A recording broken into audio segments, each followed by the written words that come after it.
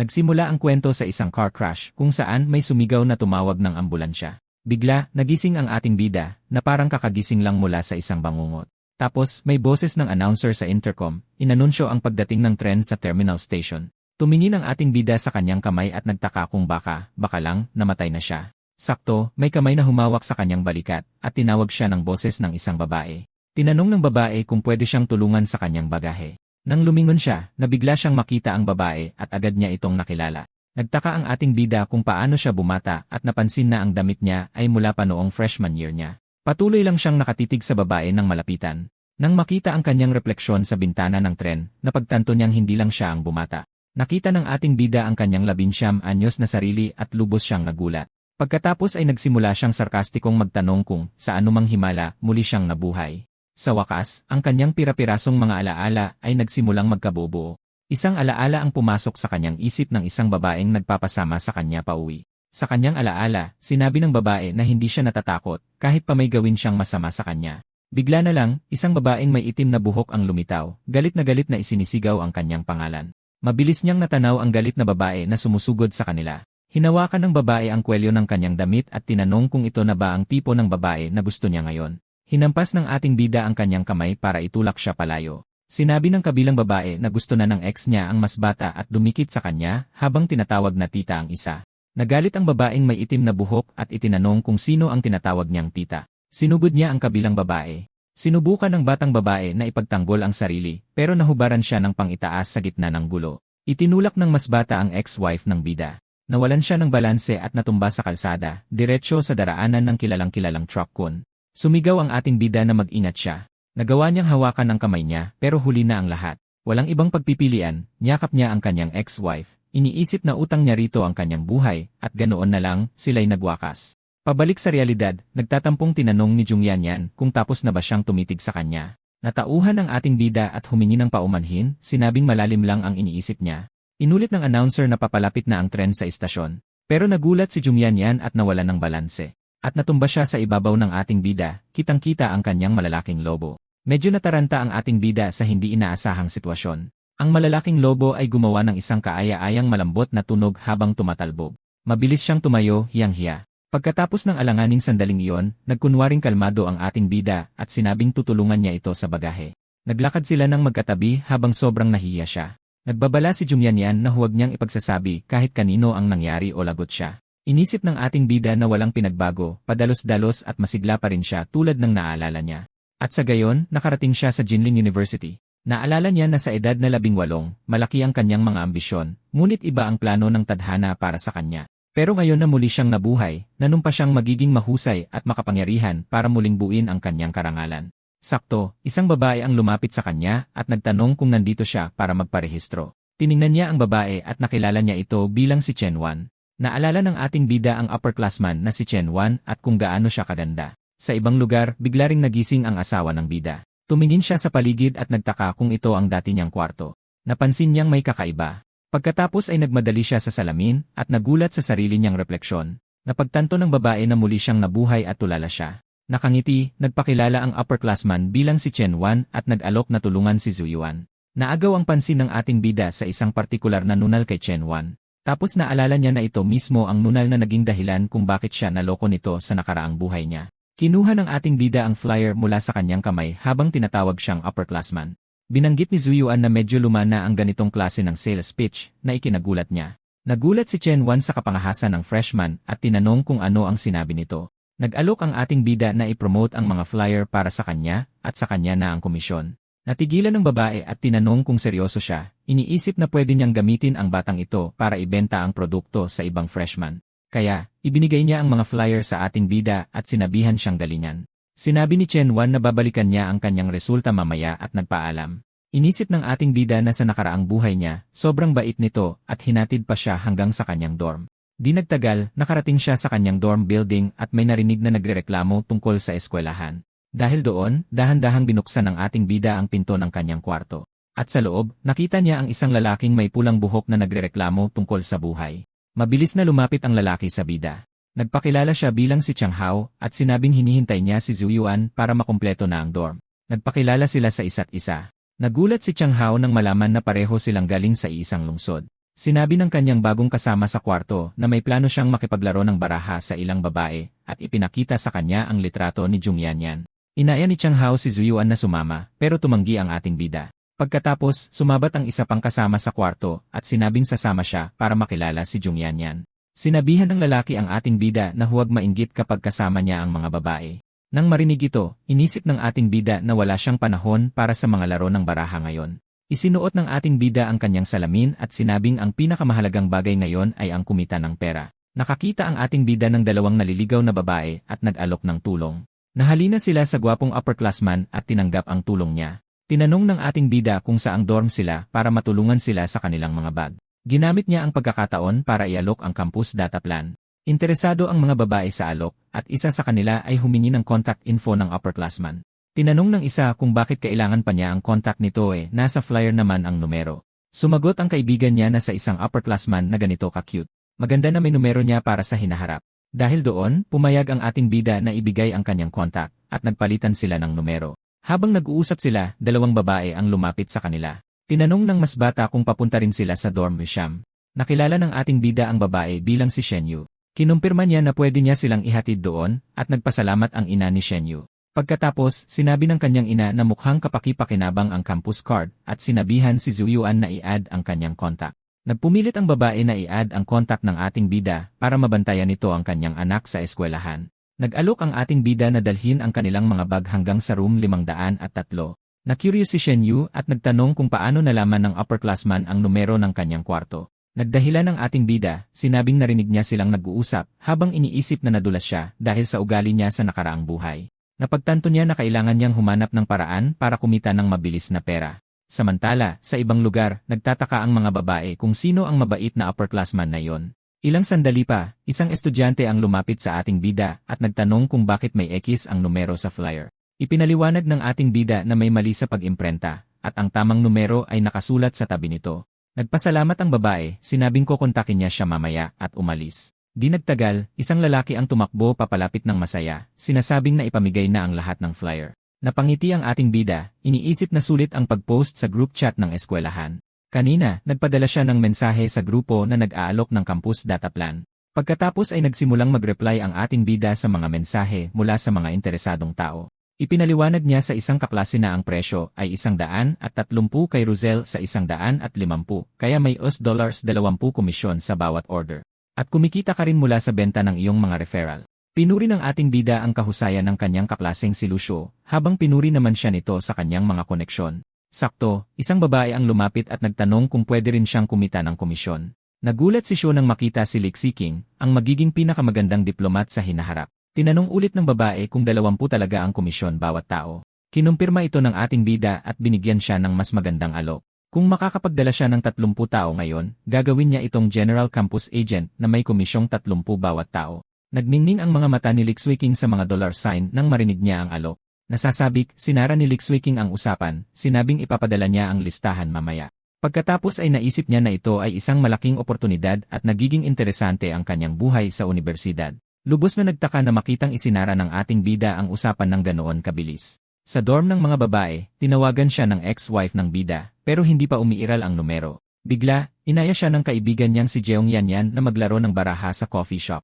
Agad na tinanggap ng asawa ang imbitasyon. Nagulat si Jeong Yanyan at nagtaka kung palagi ba siyang ganito kadaling kausap, dahil dati ay mukha siyang masungit.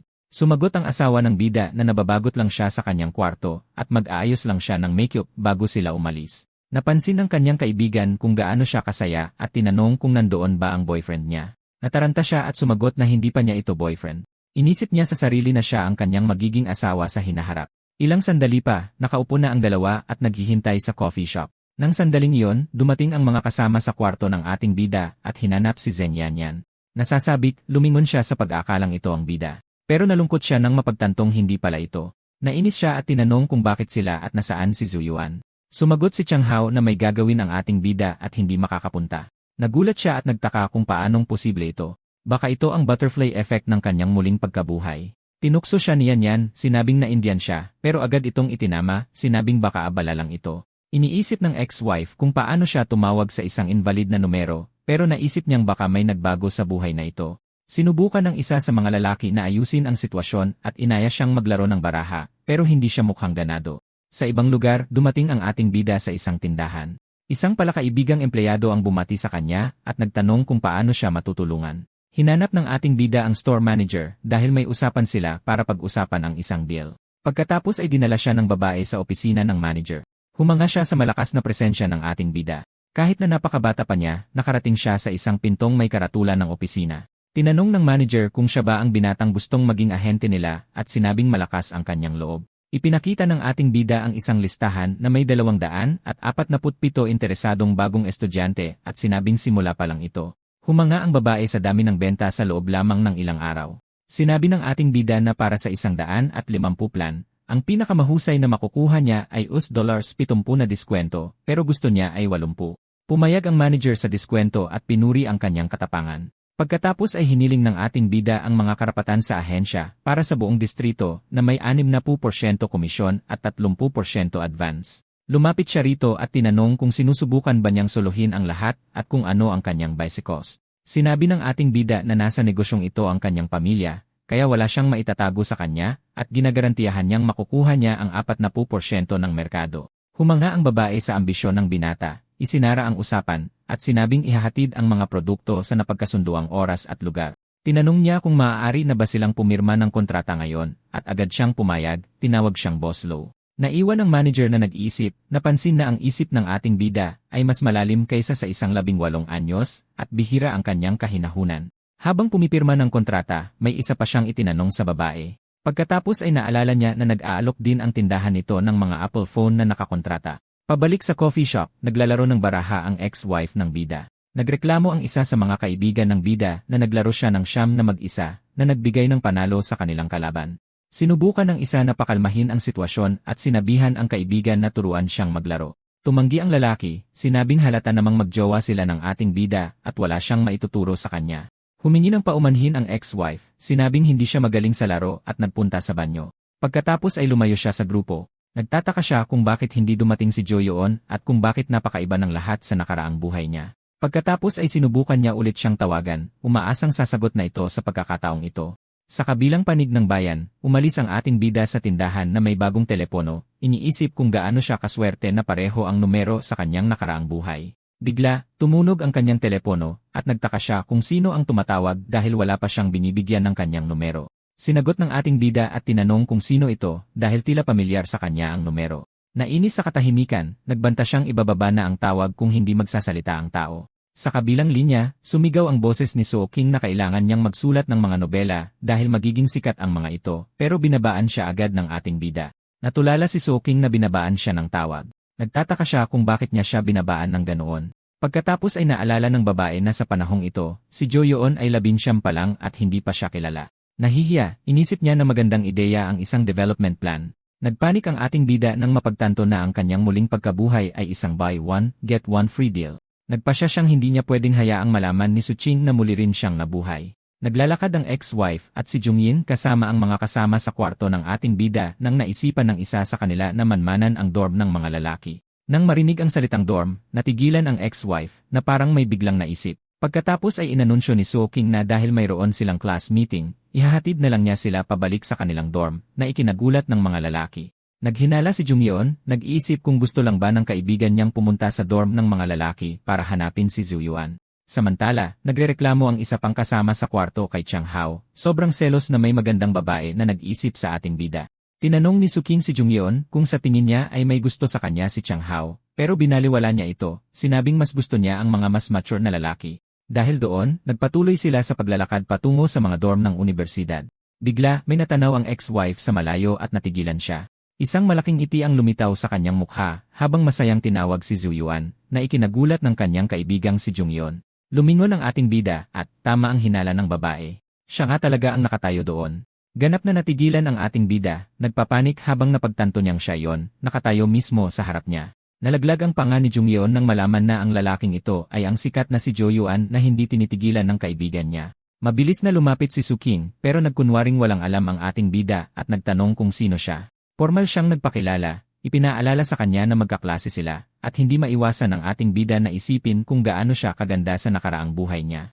Habang pinapanood ang eksena, iniisip ni Jungyeon na sobrang kakaiba ang vibe sa pagitan nila. Hindi ito parang away mag-asawa, kundi ibang-iba. Lubos na nalilito ang ating Esu sa kanyang vibe at nagtanong kung nilalandi ba siya nito at iminungkahi niyang dapat silang magkilala muli. May determinadong tingin, inisip ng ex-wife sa sarili na sa pagkakataong ito, siya naman ang hahabol at mananalo sa kanya. Pinutol siya ng ating bida, sinabing may iba na siyang gusto, habang iniisip, hindi na ako mahuhulog dyan muli. Agad na nawala ang ngiti ni Suking at mukha siyang ganap na nagulat. Hindi makapaniwalang nagtanong siya kung may gusto talaga siyang iba, at sarkastikong sumagot ang ating bida, ganoon ba ka-weird na may magustuhan akong iba. Nagsimulang ilarawan ng ating bida ang babaeng nakita niya, pero bigla siyang pinatigil ni Suking at sinabihang manahimik. Galit na galit siya, iniisip sa sarili na siguro'y na love at first sight ito sa kanya. Nanumpa siya na magiging kanya ito sa buhay na ito at sa susunod pa. Sakto, lumapit si Jungyeon kay Joyeon na may ngiti at binati siya, sinabing nagkita na naman sila. Ang ating bida, tuwang-tuwa, ay nagmungkahing magpalitan sila ng contact info na ikinagulat ng parehong babae sa kanyang kapangahasan. Nagulat si Sukching nang makita ang kanyang telepono, iniisip na may mali dahil mukha siyang mas may kakayahan kaysa dati. Ngumiti ang ex-wife ng ating NC at pumayag na i-add ang kanyang contact dahil magkaklase naman sila. Nakikita kung paano ang takbo ng mga pangyayari, naisip ng ating bida na nagsimula na ang gulo at kailangan niyang humanap ng paraan para makatakas. Sumingit si Jungyeon, sinasabing mas mabuti kung hindi muna nila i-add ang isa't isa ngayon at maghintay na lang sa ibang pagkakataon. Sakto namang lumapit ang isang roommate at sinabihan ang ating bida tungkol sa class meeting mamayang alas 7 ng gabi. Ginamit ni Joyeon ang meeting bilang perpektong dahilan, hinila ang kanyang mga kaibigan at tumakas, nagpapasalamat sa kanyang swerte dahil nakaligtas sa gulo. Sa silid-aralan, nagtipon ang mga estudyante para sa class meeting na binanggit ng kanyang kaibigan. Samantala, nagsitsismisan si Chang at ang kanyang kaibigan tungkol sa mga babae sa klase. Isa sa kanila ay nagturo sa isang babae at tinanong ang opinyon ng isa. Inismiran ng kaibigan ng may pulang buhok ang pinili niya at itinuro si Jungyeon, pero inasar lang siya ni Chang Hao, sinabing parang toothpick ang mga binti nito. Patuloy na inaasar ng roommate ng ating bida ang kanyang kaibigan, sinasabing halatang wala siyang taste. Pagkatapos, nakita natin ang isang babaeng may kulay rosas na buhok na kumukuha ng atensyon ng lahat sa silid. Sinubukan ng kaibigan ng may pulang buhok na ipagtanggol ang sarili, pero sinabi lang ni Cheng Hao na sobrang payat ng babae at mukhang kailangan kumain ng maayos. Malayo sa tsismisan, puro negosyo ang ating bida, nagpapadala ng text sa kanyang partner, pinupuri ang kanyang kahusayan. Sa sandaling iyon, napunta ang atensyon ng lahat sa harap ng silid nang dumating na ang propesor para sa meeting. Nagpakilala ang advisor bilang si Yo Cheng-jin at inanunsyo na kailangan nilang pumili ng pansamantalang class president. Nang marinig ito, napaisip ng malalim ang ating bida, sinusubukang alalahanin kung sino ang class president sa kanyang nakaraang buhay. Pagkatapos, ang babaeng may pink na buhok kanina, na nagngangalang Guyoyo, ay ninomina ang sarili bilang presidente, at lahat ng lalaki sa klase ay agad na nabighani sa kanyang kagandahan. Isang lalaking nagngangalang Jeng Cho ang nag-nominate sa sarili, at ginamit ang pagkakataon para tanungin si Yuyoyo kung may boyfriend ito. Para sa mga kaibigan ng ating bida, mukhang payaso ang lalaki, kaya tumayo ang isa pang estudyante para tumakbo laban sa kanya. Bigla na lang, pinutol ng ating bida ang eleksyon at ipinakilala ang sarili bilang general agent ng mga campus lies card. Gulat na gulat ang ibang estudyante sa kanyang alok at sa presyo ng plano, na mas mura kaysa sa eskwelahan. Ang propesor ay lubos na nagulat sa ginawa ng ating bida sa kalagitnaan ng kanyang klase. Dahil doon, inalok niya ng isang flyer ang propesor. Ipinaliwanag ng ating bida na maganda ang plano para sa research, at sumang-ayon ang propesor na ito ay isang magandang deal. Dahil doon, ipinagpatuloy ni Jo Yuan ang kanyang sales speech, sinasabing nagiging sobrang mura ng bayad sa internet para sa isang dorm na may 4 na tao. Talagang humanga ang advisor, iniisip na kung magiging presidente ang ating bida, maaari na siyang mag-relax sa loob ng 4 na taon. Isang estudyante ang nagtanong tungkol sa komisyon, at nag-alok ang ating bida ng malaking halaga, ngunit humingi ng boto bilang kapalit. Nang makita ang magandang alok, na-excite ang ibang estudyante at nagpasya na iboto siya bilang class president. At ganoon na nga, si Zuyuan ay nahalal bilang pansamantalang presidente, kasama ang babaeng may kulay rosas na buhok, si Guyoyo, bilang kanyang vice-presidente. Nilapitan ni Guyoyo ang ating bida, sinasabing gusto rin niyang bumili ng isa sa kanyang mga card. Pagkatapos ay sinabi niya ng may ngiti na pumunta siya para suportahan ang kanyang negosyo at tinanong kung hindi ba niya ito sasalubungin. Medyo nataranta ang ating bida at sinubukang ibahin ang usapan, iniisip na sinusubukan siyang landiin ito. Sakto namang may isa pang babaeng lumapit na tuwang-tuwa, sinasabing nakakuha pa siya ng 5 tao at hinihingi ang kanyang komisyon. Nang makita ang sitwasyon, simpleng inilagay ng babaeng may pink na buhok ang kanyang sa mesa para mag-sign up. Lumapit siya ng husto sa kanya at bumulong na ang kabayaran sa pag-ignore sa kanya ay mas mataas pa kaysa sa data plan. Nang may mapanlinlang na ngiti, sinabi ni Joya na naglakas loob siyang baliwalain siya, at ngayon ay lagot siya. Sa shower, tinanong ng isang kaibigan kung hindi ba gagawa ng paraan si Zhu Yuan sa isa sa mga cute na babaeng bumili ng kanyang mga card. Dahil dito, nagkomento ang ating bida na hindi niya alam na ganoon pala ka-player ang kanyang kaibigan. Nagmayabang si Cheng Hao na ang isang tunay na lalaki ay kailangang maging babaero para magkaroon ng halaga. Ngunit inasar siya ng isa pa niyang kaibigan, ipinaalala na kasasabi niya lang na gusto niya ng isang purong romansa at sinubukan ng may pulang buhok na ipaliwanag ang sarili. Bigla, isa sa mga lalaki ang nakapansin ng kakaiba at napakatapang na amoy na galing sa isa sa mga shower. Nalaman nila kung saan nanggagaling ang amoy at pinagtawanan ang kanilang roommate dahil sa kakaibang hobby nito. Pinutol ng ating bida ang kasiyahan at ipinaliwanag na amoy lang iyon ng mga bulaklak na fetinya. Namangha ang kanyang mga kaibigan sa kanyang kaalaman at tinanong kung paano niya nalaman ang mga ganoong bagay. Paglabas mula sa shower, ipinakita ni Zhu Yuan ang kanyang maskuladong pangangatawan na labis na ikinagulat ng kanyang kaibigang may pulang buhok. Nagreklamo ang may pulang buhok na ang kanyang katawan ay parang manok na binunutan ng balahibo dahil sa sobrang payat niya. Binigyan siya ng ating bida ng ilang workout tips at sinabing aalis na siya, pinapamadali ang iba. Dahil sa desperasyon, sumigaw ang dalawang naliligo pa para hintayin sila ng ating bida. Nang makapagbihis na sila, nag-usap sila tungkol sa mga uniforme para sa military training na kailangan nilang kunin bukas. Habang naglalakad, nagpasya ang mga kaibigan na bumili ng mga card sa kanya. Kahit na inalok ni Joyeon ng libre, nagulat ang ating bida na pagtanto na 3 sa 4 niyang roommate ang gustong bumili ng card. Isa sa mga kaibigan ay nagmungkahi ng group buy at humingi ng friends and family discount, $10.0 para sa unlimited data. Para kay Cheng Hao, katawa-tawa ang presyo, ngunit ipinagtanggol ng kanyang roommate ang ideya, sinasabing siguradong makakakuha sila ng diskwento kay Zhu Yuan. Bigla na lang, lumitaw si Chen Wan, ang upperclassman na nagbebenta ng mga plano, at binati ang ating bida. Nalaglag ang panga ng mga roommate, nagtataka kung bakit tinawag niya itong upperclassman.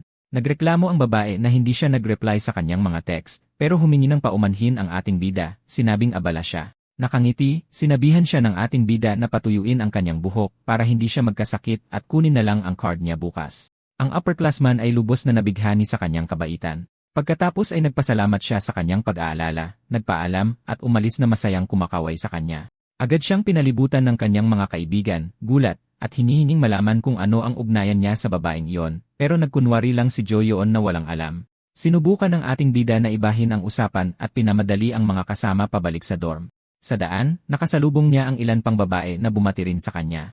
Ang mga roommate ay, muli, lubos na natulala sa biglaang kasikatan ng kanilang kaibigan. Nagsimula silang magbulungan na baka si Joyeon ay isang malaking tao na nagpapanggap at nagpa siyang tanungin siya pabalik sa kwarto. Napansin ng ating bida ang mga kahina-hinalang tingin mula sa kanyang mga kaibigan. Pagbalik sa dorm, kinorner siya ng 3 roommate at hiniling na magtapat na siya. Dahil sa pressure, gumawa si Joyeon ng kwento tungkol sa pagkakaroon ng kakambal na upperclassman sa universidad para malito sila. Ang kanyang mga kaibigan ay lubos na nagulat sa revelasyon at nagdududa, iniisip kung niloloko lang ba niya sila. Nagsimula na rin silang maniwala, nagkokomento na sa ganoong kapatid, hindi siya mahihirapang humanap ng kasintahan. Sakto namang tumunog ang telepono ng ating bida at ipinakita ng caller Ye ang isang tawag mula kay Lee Shiki. Sinagot ng ating bida ang tawag, malalim ang iniisip, sinusubukang alalahanin kung sino yon. Sa kabilang linya, ipinaalam sa kanya ng babae na naabot na niya ang kanyang sales quota na 30 tao, na lubos niyang ikinagulat. Nakatunganga ang kanyang mga roommate, at ipinangako ng ating bida sa babae ang $200,000, $100 na gantimpala para sa kanyang mahusay na trabaho. Tinanong niya kung paano niya ito nagawa ng napakabilis, at gusto malaman ng babae kung makakakuha siya ng company bonus para sa bago niyang ideya. Kaya, inalok siya ng ating bida na ilibre ng pagkain bilang personal na pasasalamat sa kanyang tulong. Pero ginulat ng babae ang lahat at prangkang tinanong kung pwedeng gawing pera na lang ang hapunan. Tawang-tawa ang kanyang mga kaibigan, sa unang pagkakataong makita ang isang babaeng bumarado sa ating bida, na tinawag lang siyang mukhang pera. Nag-alok siya ng isa pang 200 para sa bagong ideya, at ipinaliwanag niya na magpo-post siya ng isang cute na litrato sa University Forum. Napagtanto ng ating bida na ang pagbebenta ng mas mura ay maaaring magdulot ng problema sa ibang mga ahente at alam niyang kailangan niyang bigyan ito ng babala. Sumang-ayon siya sa plano at ipinangakong ibibigay ang $200 na gantimpala kinabukasan na ikinatuwa ng babae. Nang sarado na ang usapan, sa wakas ay ibinaba na ng ating bida ang tawag at tinapos ang pag-uusap. Agad na pinilit ng kanyang mga kaibigan si Zhu Yuan na umamin kung sino ang babae sa telepono, inaasar siya tungkol sa kanyang business cooperation. Ipinagyabang ng ating bida na mas gwapo siya at mas magaling sa negosyo, kaya naman hinahanap siya ng mga tao para sa pakikipagsosyo. Sinabihan niya ang lahat na matulog na dahil gabi na, at isang roommate ang nakiusap na gisingin siya ng maaga para tumulong sa pagbebenta. Kalaunan sa kama, nanaginip ng masama ang ating bida at naaalala ang sinabi ng kanyang ex-wife na dapat siyang mahalin magpakailanman. Nagpatuloy ang alaala sa kanyang pagbabanta sa nakakakilabot na paraan, sakaling magkamali siya. Nang may galit sa kanyang mga mata, sinabi ni Suking na kung sakaling ipagkanulo niya ito, hahabulin niya ito hanggang sa dulo ng mundo sa susunod na buhay. Nagising ang ating bida na may kaba, takot at hinihingal. Pagkatapos ay napagtanto niya na totoo pala ang susunod na buhay at nalilito dahil hindi naman niya pinagmalupitan ang kanyang ex-asawa. Iniisip ng ating bida na ang kanyang tagumpay sa negosyo at pagbabago sa ugali ay maaaring nagdudulot ng hinala sa kanya. Nagpasya ang ating bida na kailangan niyang humanap ng paraan para subukan siya upang kumpirmahin kung nag-reincarnate din ba ito. Kinabukasan, nasa silid-aralan ang ating bida at ang kanyang roommate, inaayos ang mga uniforme para sa military training. Sakto namang dumating si Guyoyo at binati siya, nagulat na makita siya doon ng ganoon kaaga. Sinabi ni Joyuan sa kanya na perpekto ang kanyang timing, na medyo ikinalito ng babaeng may pink na buhok. Pagkatapos ay ipinaliwanag niya na kapos siya sa oras at hiniling na tulungan siyang ipamahagi ang mga uniforme sa ibang mga estudyante sa klase. Pumayag ang babae sa pabor ngunit sinabi niyang may utang siyang pagkain bilang bayad at nangako ang ating bida na siya ang magbabayad. Dahil doon, isang babaeng estudyante ang sumugod, galit na kinukwestiyon si Guyoyo sa pag-aya sa lalaki. Mayabang na sumagot siyaw na single siya, kaya bukas ang laban para sa lahat. Ang kanyang karibal ay sumang-ayon na makipagkumpetensya ng patas, dahil hindi niya susukuan ang isang napakagaling at dedikadong lalaki. Mula sa malayo, pinapanood ni So King ang eksena at nakikita itong napakakaiba dahil wala sa mga ito ang nangyari sa kanyang nakaraang buhay. Sakto namang lumitaw si Jungyeon na tinatawag ang kanyang pangalan at ginulat siya. Pagkatapos ay inasar ng kanyang kaibigan si So King, tinatanong kung natulala lang ba siya habang pinapanood ang kanyang future boyfriend sa silid-aralan. Nagtataka si Jungyin kung ano ang espesyal sa ating bida para maakit niya ang isang tulad ng class president. Pero binaliwala ng ex-asawa ng ating bida ang panunukso at sinabing kailangan nilang mag-focus sa pagbibigay ng mga uniforme. Sakto namang dumating ang isang napakasayang si Cheng Hao at nag-alok na tulungan si Jungyin, tinawag siyang Yanyan. Sinamantala niya ang pagkakataon at nagtanong tungkol sa relasyon ni Zuyuan at Suching, ngunit sinabi ng may pulang buhok na wala siyang ideya. Nainis si Jungyeon at ipinagtanggol si Suching, sinasabi kung gaano siya kahusay at kung paano pa siya nahalal bilang class president. Pero ipinagtanggol ni Cheng Hao ang kanyang kaibigan, sinasabing kasing galing din ni Zuyuan dahil siya ang presidente at ang general agent para sa mga campus lies card. Nagulat ang babae sa mababang presyo ng plano, at inasar siya ng may pulang buhok, sinabing hindi man lang siya nagtanong noon. Pagkatapos ay naalala niya ang isang upperclassman na nagmamayabang tungkol sa kita mula sa mga card at napagtanto na mas malaki ang kinikita ng ating bida. Tinanong niya kung gaano karaming tao ang bumibili sa kanya, at sinabi ni Chang Hao na napakarami at dapat na sumuko na lang si Suking. Dahil sa kuryosidad, hiningi ng babae ang contact info ng ating bida, pero sinabi ng may pulang buhok na pwede naman siyang bumili sa kanya. Pagkatapos ay binara siya ni Jungyeon, tinanong kung bakit siya bibili sa isang midleman kung makakakuha siya ng mas magandang presyo diretsyo sa pinagmulan. Samantala, lumapit si Chen Wan sa ating bida at tinanong kung kamusta ang benta dahil 20 tao na ang kumontak sa kanya. Kinabahan ng ating bida, iniisip na hindi pa niya napapansin ang pagkakamali sa flyer at tinanong kung magkano ang kinikita niya bawat tao. Ipinagmamalaking sumagot ang upperclassman na kumikita siya ng 30 bawat tao na aabot sa 600 sa isang araw lang na trabaho. Gumawa ng counteroffer ang ating bida, inaalok siya ng 50 bawat tao kung ipapasa niya ang mga contact sa kanya. Biglang dumating ang isang babaeng nakauniforme kasama ang kanyang team at nagreklamo tungkol sa lokasyon ng paaralan, ngunit pinakalma siya ng ating bida. Tinanong niya kung dumating na ang kanyang staff, at ipinaliwanag ng babae na 10 minuto pa sila bago ang napagkasunduang oras. Inabot ng ating bida ang isang at hiniling na iproseso muna iyon, ipinapaliwanag na gumagawa siya ng pabor para sa isang tao. Pinuri ng empleyado ang kagandahan ng babae sa litrato, at nakangiting tinanong kung kasintahan niya ba ito. Nagbiro ang ating bida sa empleyado, sinasabing hinihintay lang niya itong makipaghiwalay sa kasalukuyang nobyo nito, at sinabihan siya ng babae na tumigil na. Nang makita ang pagkalito ni Chen Wan, napagtanto ng ating bida ang pagkakamali at nagpasya na muling magpakilala upang linawin ang mga bagay. Nang may tiwalang tindig, ipinakilala ni Zuyuan ang sarili bilang general agent para sa Shanlin University Town.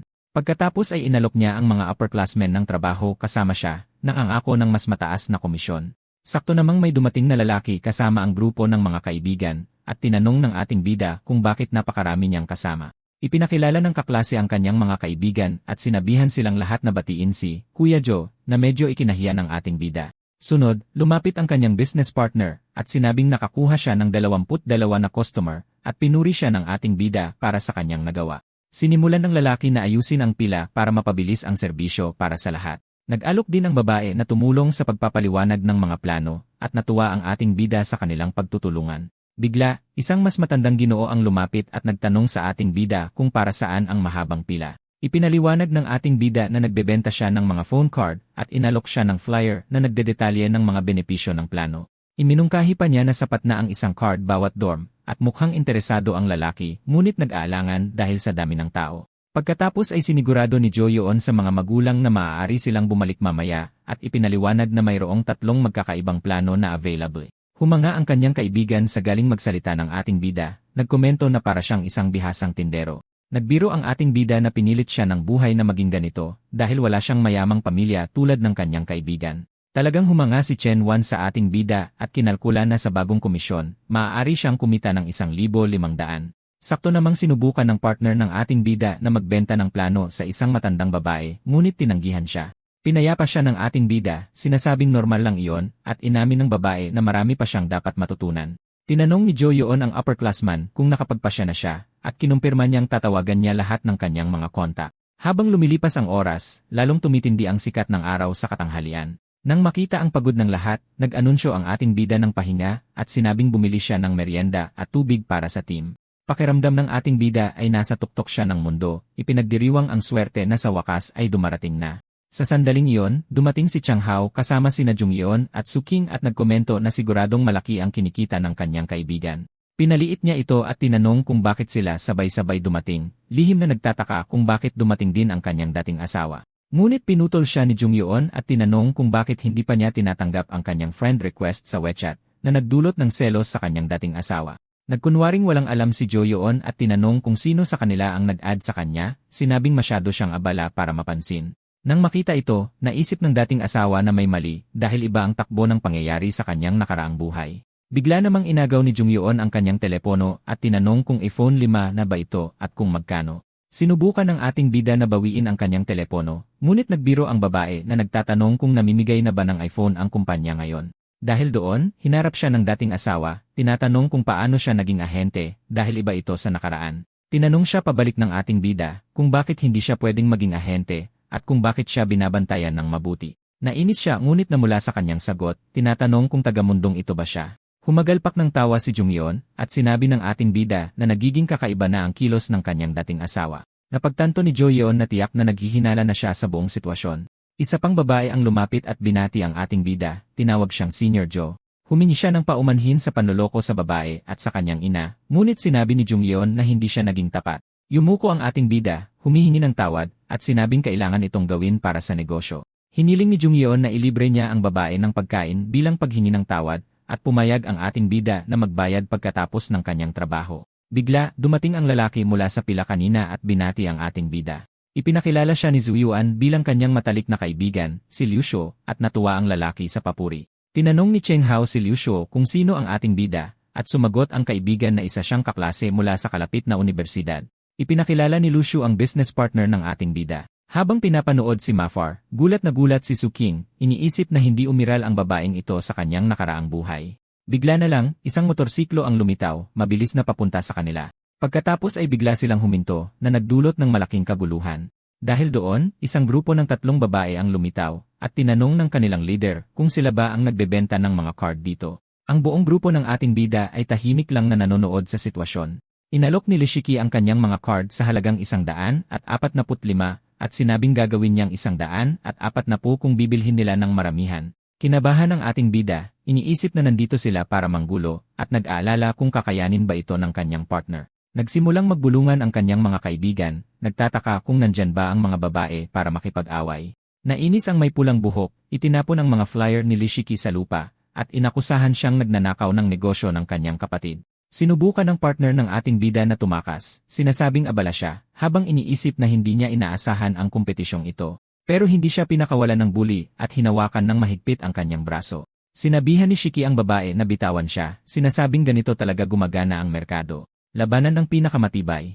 Hindi nagustuhan ng may pulang buhok ang sagot na iyon at marahas na itinulak ang partner ng ating bida. Nasalo ng ating bida ang kanyang partner bago ito matumba at tinanong kung okay lang siya. Pagkatapos ay humarap si Joyeon, sinabing siya ang namamahala at hinarap ang may pulang buhok. Sa tingin ni Jungyeon, napakagwapo ng ating bida, ngunit sinabi lang ni Soo King na nagpapabida lang siya. Sakto namang mas maraming motorsiklo ang dumating sa eksena, pinapaandar ang kanilang mga makina para takutin ang grupo.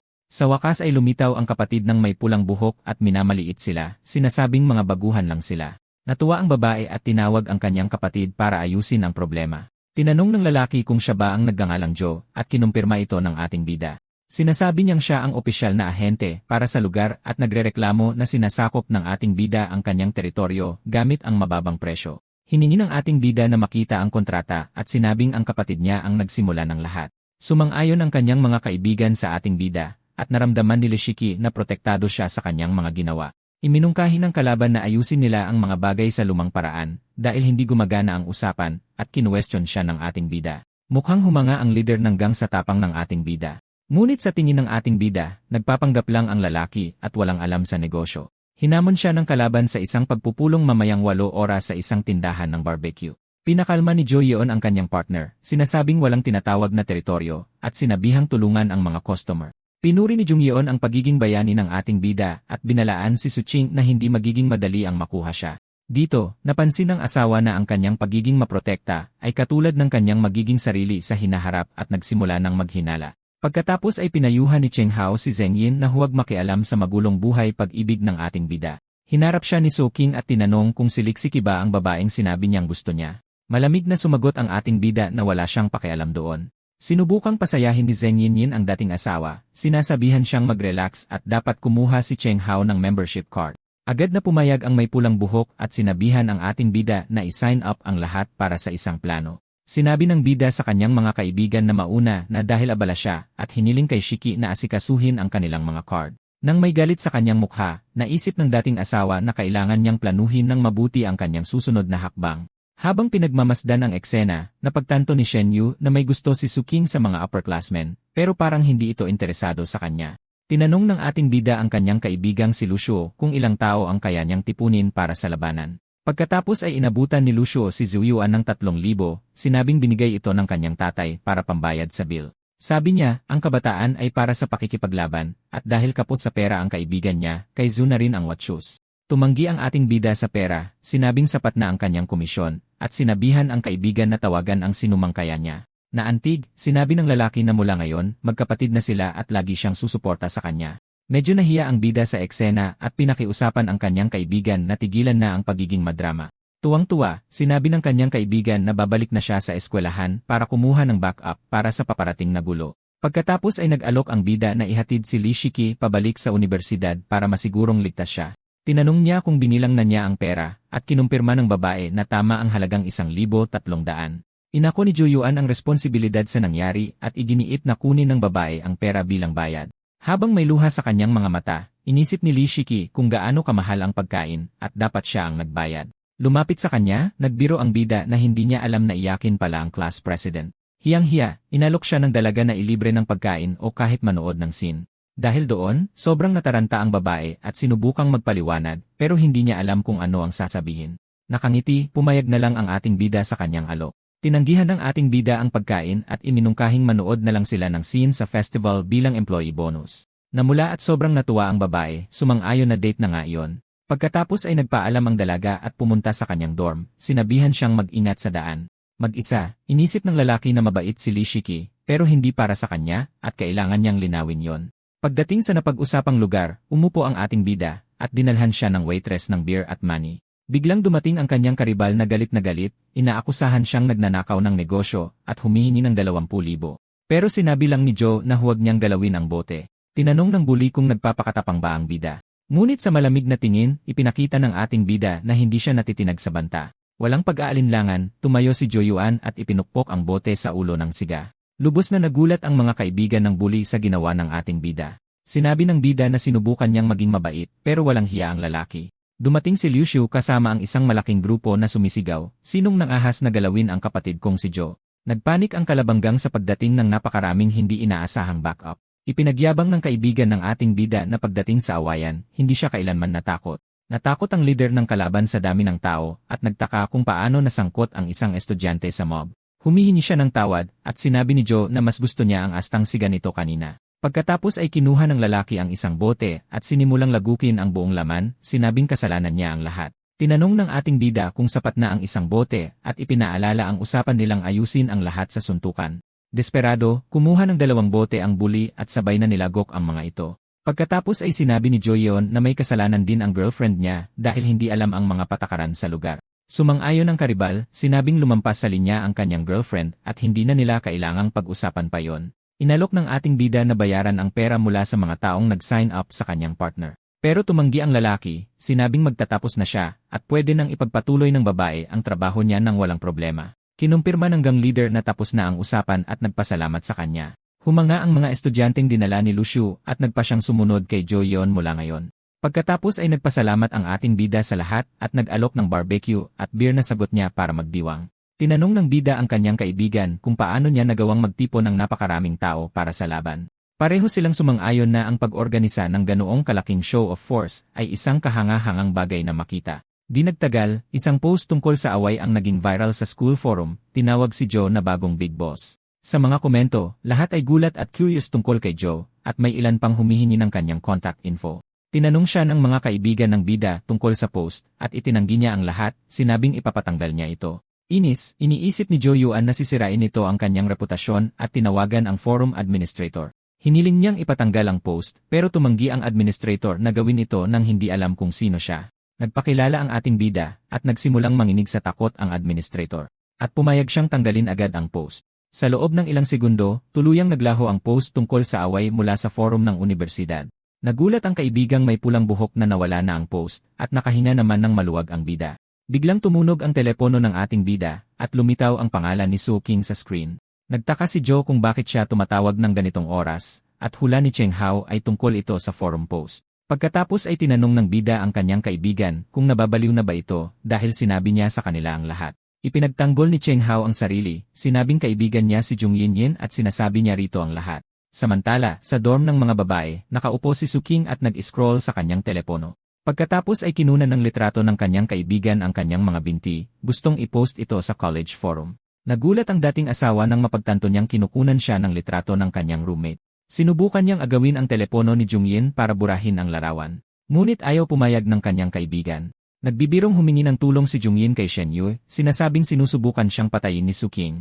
Nagawang paghiwalayin ni Shen Yu ang dalawa, at iniba ni Jung Yin yan ang usapan, nagtanong tungkol kay Zhu Yuan. Pagkatapos ay tinanong ng babae si Shen Yu kung may nalaman ba siya tungkol sa lalaki. Ibinunyag ni Jung Yin yan na nilinlang ng ating bida ang freshman na si Zhu Yuan para makuha ang gusto niya. Pagkatapos ay ginaya niya si Joyeon, nagpapanggap na isang third-year college student.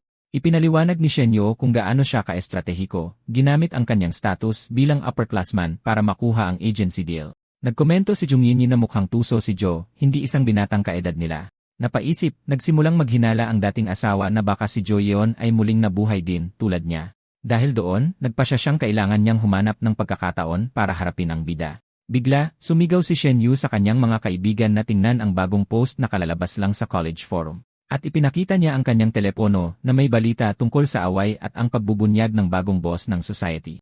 Nagulat ang magkakaibigan nang malaman na si Zhu Yuan ang leader ng maalamat na Zhuhai Society. Hindi makapaniwala si Jung Yin na si Zhu ang boss pero inamin niyang nakakatakot ang litrato niya sa away. Dahil dito, ayaw maniwala ng dating asawa na gangster si Joe dahil dapat ay isa lang siyang normal na estudyante. Napagtanto ni Jung Yin na alam na pala ng kaibigan niya na big shot si Joe kaya pala gustong-gusto niya ito. Nalito si Soo King, nagtataka kung saan nagkamali ang lahat at kung ang mundong ito ay hindi katulad ng kanyang nakaraan. Tiningnan siya ng kanyang mga kaibigan, nag-aalala sa kanyang kakaibang reaksyon. Nag-alala sina Jung Yun at Shen Yu sa dating asawa, na maputla at may malamig na mga kamay. Nagpa siya ang dalaga na kailangan niyang harapin ang bida para malaman kung sino talaga siya. Pagkatapos ay kinuha niya ang kanyang telepono at tinawagan si Zhu Yuan, umaasang sasagutin niya ito. Sinagot ng bida ang tawag at tinanong ng dating asawa kung siya ba talaga si Zhu Yuan. Sinabi niyang abala siya dahil manonood sila ng scene ng girlfriend niya at biglang ibinaba ang tawag. Nagulat ang dating asawa nang marinig na may girlfriend siya at napagtantong hindi siya ang taong inaakala niya. Natakot ang kanyang mga kaibigan sa kalagayan ni Soo King at tinanong kung ano ang sinabi ni Zhu Yuan sa kanya. Umiyak ang dating asawa sa balikat ng kanyang kaibigan, sinasabing hindi iyon ang Zhu na kilala niya. Umiiyak, nagtaka siya kung ano ang saysay ng kanyang buhay kung wala na ang lalaking minahal niya. Sinubukan ng kanyang mga kaibigan na aliwin ang dalaga, sinasabing puno ang eskwelahan ng ibang gwapong lalaki. Lungkot na lungkot, sinabi ng dating asawa na kasalanan niya at malamang ay hindi na siya makakapag-asawa. Nagulat si Jung Yinyan at sinabi ng dating asawa na maiintindihan niya kapag nagmahal na siya ng totoo. Biglang nag-buzz ang telepono ng kanyang kaibigan at nagulat siya sa natanggap na mensahe. Ipinakita niya ang telepono sa kanyang dating asawa at tinanong kung ano ang gagawin niya kung walang girlfriend si Joe. Sa screen, makikita ang kanyang usapan kay Chang Hao kung saan pinabulaanan niya ang chismis tungkol sa girlfriend ng ating bida. Ipinaliwanag ng kaibigan na may problema sa pera ang babae at gumasto si Zhu ng 4,000 para tulungan siya. Nagtanong si Shen Yu kung hindi ba pagkakaintindihan lang ang lahat. Pero iniisip pa rin ng dating asawa na ibang-iba na ang lalaki. Dahil dito, nainis si Jung Yinyan at nag-alok na harapin ang bida para sa kanyang kaibigan. Pagkatapos ay nagpadala siya ng mensahe kay Chang Hao, nag-aayos ng pagkikita at hinihiling ang presensya ng ating bida. Lubos na nagulat ang lalaking may pulang buhok nang mabasa ang nakakatakot na mensahe ni Jung Yinyan sa kanyang telepono. Tumatakbo siyang desperadong lumapit sa ating bida, humihingi ng tulong. Ngunit sinabi lang ni Joe na hindi siya pupunta at sinabihang umiyak na lang siya tungkol dito. Sinubukan siyang kumbinsihin ng may pulang buhok, pero tumanggi ang bida, sinabing antisocial siya, at tapos ang usapan. Dahil doon, iginiit ng kaibigan ng bida, sinabing isang kainan lang naman ito, at unang group activity ng dorm. Pagkatapos ay humingi ng tulong ang may pulang buhok sa ibang mga roommate para kumbinsihin ang ating bida na sumama. Dahil doon, sumang-ayon ang iba pang mga lalaki, at sinabing magiging masaya kung sama-sama silang lahat. Pumayag na ang ating bida, pero sa isang kondisyon, si Chang Hao ang magbabayad ng kanyang bill. Agad na pumayag ang may pulang buhok, iniisip na gagawin niya ang lahat para mapahanga si Jung Yinyan. Pero nagreklamo ang isa pang kaibigan na hindi tama na bill lang ni Zhu Yuan ang babayaran ng may pulang buhok. Nagalit ang roommate sa kakuriputan ng kanyang kaibigan at nagbantang hindi na pupunta sa pagkikita. Biglang tumunog ang telepono ng bida dahil sa tawag mula sa kanyang kaibigang si Lucio. Sinagot ng ating bida ang tawag, tinatanong kung ano ang kailangan ng kanyang kaibigan. Ipinagdiriwang ni Lucio na naging sikat na ang kanilang society at siya na ngayon ang opisyal na Grand Protector. Nainis ang bida sa kalokohan ng kanyang kaibigan at tinanong kung ano talaga ang gusto niya. Pagkatapos ay binanggit ni Lucio ang isang problema sa External Relations Department ng eskwelahan. Ipinaliwanag niya na pinagsasamantalahan ng pinuno ng departamento ang mga estudyante para sa mga part-time job. Humingi ng tulong ang kaibigan sa bida para ayusin ang sitwasyon at may naalala si Joe. Sa kanyang nakaraang buhay, pinagsasamantalahan ng mga upperclassmen ang mga freshmen at wala siyang nagawa tungkol dito. Pero ngayon, sa kanyang bagong buhay, may kapangyarihan ang ating bida na baguhin ang sitwasyong iyon. Sinabi niya na nakikinig naman ang ibang estudyante kay Lucio, kaya bakit hindi niya mismo ayusin ito? Ipinaliwanag ng ating bida na malaki ang demand para sa trabaho sa mga kasalan at makakakuha sila ng mga kontak. Dahil dito, nagulat si Lucio sa napakagandang ideya at nagtaka kung bakit hindi niya ito naisip noon. Ipinagpatuloy ni Joe ang plano, sinabihan siyang gamitin ang kanyang mga koneksyon at kasikatan para gumawa ng isang mutual aid group para sa mga trabaho. Pagkatapos niyan, dapat dumiretso ang kanyang mga kaibigan sa mga kumpanya at mag-alok ng maaasahang manggagawa na walang middleman fee. Itinakda ng ating bida ang kondisyon na hindi maniningil ng komisyon at pumayag si Lucio, sinabing magkapatid sila. Naisip ni Zhu na simula pa lang ang mga membership card at hindi naman pala masama ang Zhu Wei Society. Nakahiga ang ating bida ng si Chang Hao, sa itaas na bunk, ay tuwang-tuwang nag-uusap tungkol sa pagtatapos ng kanilang bootcamp, nagpaplanong kumain sa isang seafood buffet at pagkatapos ay sa isang karaoke bar. Iniisip lang ng ating bida na ang kanyang roommate ay isang hopeless romantic. Nakapikit, sinabihan niya ang kanyang kaibigan na tigilan na ang pangangarap tungkol sa mga bagay na iyon at matulog na, dahil maaga magsisimula ang bootcamp training kinabukasan. Dumungaw ang may pulang buhok sa rehas at nagtanong kung anong oras na, sinabing masyadong maagang matutulog ang ating bida at gusto pa niyang makipagkwentuhan. Gayunpaman, mahimbing nang natutulog ang ating bida at pinapanood lang siya ng may pulang buhok, dismayado. Kahit sa kanyang pagtulog, binabangungot ang ating bida, puno ang kanyang isip ng mga imahe ng nakakapagod na training. Iniisip niya na baka hindi na lang sana siya muling nabuhay kung mangangahulugan itong pagdadaanan niya ulit ang lahat ng ito. Nanaginip si Cheng Hao na siya ang bida sa isang karaoke bar na pinapalakpakan ng mga babae. Iniisip niya sa sarili, ito ang ideal na buhay kolehiyo at mas astig siya kaysa sa ating bida. Bigla, nagising ang may pulang buhok na sobrang gulat at sumigaw, iniisip na may lindol. Lumalabas na ang dahilan ng pagyanig ay isa sa kanilang mga roommate na humihilik na parang chainsaw. Galit na tinitigan ng may pulang buhok ang humihilik na roommate, Iniisip sa sarili na hindi makatao ang tunog at hindi niya maintindihan kung bakit napakalakas nito. Inanunsyo ng AI system ng eskwelahan na kailangang isuot ng lahat ng freshmen ang kanilang military uniform at magtipon sa field. Nagising ang isa pang roommate at nagtanong kung ano ang ginagawa ng humihilik. Tinanong ng roommate kung hindi ba nakatulog ang humihilik at galit na sumagot si Chang Hao na kung hindi dahil sa ingay, hindi sana siya ganito kapagod. Nakabihis na ang ating bida sa kanyang uniforme at seryosong sinabi na kung maglalaro-laro pa sila, mahuhuli sila. Dahil doon, nagpanik si Chan Ho at nagmamadaling bumaba mula sa bunk bed, sumisigaw sa kanyang mga kaibigan na hintayin siya. Maaraw ang araw, at ang maliwanag na sikat ng araw ay tumatagos sa mga dahon ng mga puno sa campus. Sa wakas, nagtipon ang mga naka-uniforming freshmen sa field ng nakapormasyon. Desperadong tumatakbo si Cheng Hao para makahabol sa pormasyon ng mga estudyante sa training field. Ngunit pinatigil ng drill instructor ang may pulang buhok, sumisigaw na huminto siya agad. Nagkamot ng ulo si Chang Hao at binati ang instructor ng alanganin na may pilit na tawa. Tinanong ng instructor kung nasaan siya nang tinawag niya ang grupo para magtipon, at sumagot ang may pulang buhok na papunta na siya. Nasa linya ang ating bida kasama ang ibang estudyante, at iniisip na sana ay huwag gumawa ng gulo ang kanyang roommate ngayon. Hawak pa rin niya ang isang doctor's note sa kanyang kamay. Sinabihan ng galit na instructor ang bata na lakasan ang boses. Tinanong kung hindi ba siya nag-almusal, at sinabing kapag sumasagot, dapat siyang sumigaw ng reporting sir. Pagkatapos ay sumigaw ang may pulang buhok na hindi siya kumain dahil 6:30 ang pagtitipon. Sinabihan ng instructor ang estudyante na tigilan na at pumila agad, at sumaludo ang may pulang buhok sabay sabi ng yes sir. Nagreklamo si Cheng Hao sa ating bida, tinatanong kung bakit parang galit sa kanya ang instructor, na natiling tahimik lang ang ating bida. Tila narinig ng instructor, lumingon sa gilid at lalong nagalit sa ugali ng bata. Dahil doon, hinila ng instructor ang roommate palabas ng linya at inutusang mag-squat ng 30 minuto bilang parusa. Takot na nakiusap ang may pulang buhok sa instructor na gawin na lang itong 20 minuto. Nag-peace sign pa siya gamit ang kanyang mga kamay para subukang kumbinsihin ito.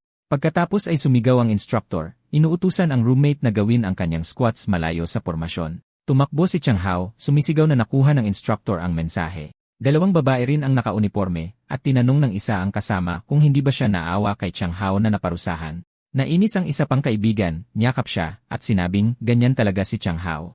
Binalaan ng instructor ang mga estudyante na huwag gumawa ng gulo habang nasa training, sinabing hindi niya sosolusyonan ang anumang problema para sa kanila. Hiniling din niya sa sinumang hindi maganda ang pakiramdam na sabihin agad sa kanya. Sinamantala ang pagkakataon, sumigaw ang ating bida ng reporting, sir, sinabing masama ang kanyang pakiramdam at kailangan ng medical leave habang hawak ang kanyang doctor's note.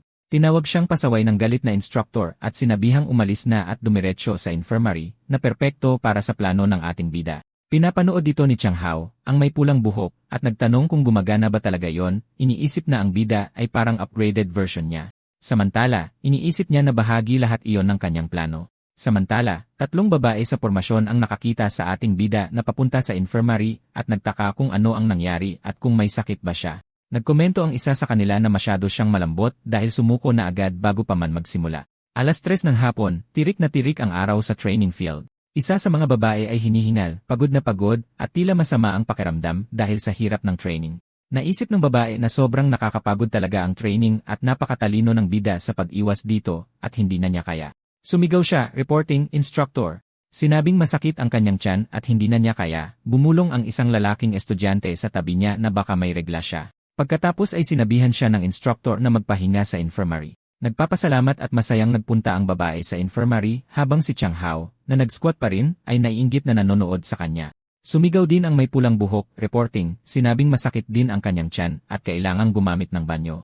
Sinigawan pabalik ng instructor ang may pulang buhok, na kahit madumihan pa niya ang kanyang pantalon, mananatili siya doon at magpapatuloy sa pag-squat. Humagalpak sa tawa ang buong klase. Dumating ang 5:00 ng hapon at lumipat tayo sa infirmary. Binuksan ng ating bida ang pinto habang iniisip na matapos bayaran ang mga komisyon sa kanyang mga sub-agent, mahigit 1,000 yuan ang bumalik sa kanyang bulsa. At nang buksan niya ang pinto, nandoon ang babaeng blonde na pumunta sa infirmary kanina, nagpapahinga lang. Nagulat ang ating bida at tinanong kung siya si Zeng Yanyan. Tinanong ni Zeng Yanyan kung anong ginagawa niya doon at kung nakabreak ba siya. Bilang tugon, tinanong ng ating bida kung gumaling na ba ang kapwa niya pasyente sa kanyang sakit at handa na bang maglakad-lakad. Ipinaalam ng ating bida na tapos na ang training para sa araw na yon at oras na para bumalik siya sa squad. Sumimangot si Zeng Yunyan at inisip na tunay na tuso ang ating bida. Pabalik sa field, tinanong ng instructor ang pangalan ng may pulang buhok at sinabihang tumigil na. Dahil alam niyang nagkamali siya, iginiit ng nakatataas na malaman ang pangalan ng estudyante, sumaludo siya at sumigaw. Reporting, sir. Ang pangalan ko po ay Chang Hao. Ngumiti ang instructor at ipinaalam sa kanya na sa buong training, siya ang magiging platoon leader para sa Company 4, Platoon 2, na ikinagulat ng todo ng may pulang buhok. Lumulubog na ang araw sa abot tanaw, hudyat ng pagtatapos ng isa pang araw ng bootcamp, at lumipat ang eksena sa dorm ng mga lalaki. Nakahiga sa kama, tumawag si Chang Hao sa isang tao at tuwang-tuwang ibinalita na ginawa siyang platoon leader. Sa kwarto, iniisip ng ating bida na nakausap niya si Lucio ngayong araw at napagtantong nagiging saturated na ang negosyo ng data plan, kaya sa tingin niya ay mga 1,000 tao na lang ang makukuha niyang mag-sign up. Mula doon, kakaltasin pa niya ang komisyon ng mga sub-agent at sa pinakamataas, kikita lang siya ng isa pang 50,000 yuan. Pagkatapos ay nag-isip siya kung ano pang ibang paraan para kumita ng pera bukod sa pagbebenta ng campus data plan cards. Biglang nag-buzz ang kanyang telepono, isang mensahe mula kay Suking, ang kanyang dating asawa.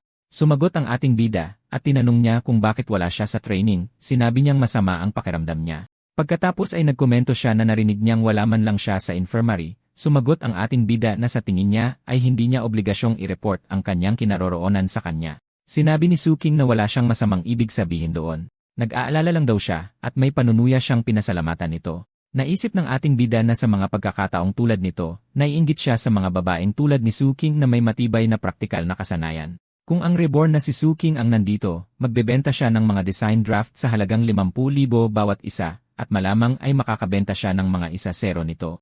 Nakatanggap ng ideya ang ating bida at naisip na sa kanyang nakaraang buhay, kumita siya ng magandang pera sa pagsusulat ng mga nobela. Pagkatapos ay umupo siya sa harap ng kanyang computer, at napagpasyahan na perpekto ang panahong ito, dahil sikat ngayon ang urban genre na may kaunting kompetisyon sa merkado. Natapos niyang isulat ang unang kabanata ng kanyang bagong nobela at naisip, huwag. Kinuha muli ng ating bida ang kanyang telepono, at naisip na sa buhay na ito, babalik siya sa mundo ng mga web novel para bawiin ang lahat ng nararapat sa kanya.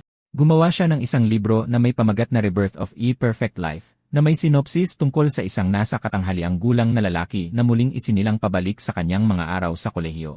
Sa seksyon ng komento, sinabi ng isang mambabasa na ang may akda ay gumagawa ng ilang matapang na pangako, habang ang iba ay nasasabik sa tema. Sa training field, si Chang Hao na may pulang buhok ay nag-squat pa rin at nagbabasa ng isang bahagi mula sa libro ng ating bida sa kanyang telepono, na nang insulto sa bootcamp at tinatawag ang mapulang buhok na Yi ngayon dahil sa pagiging pinakamasipag.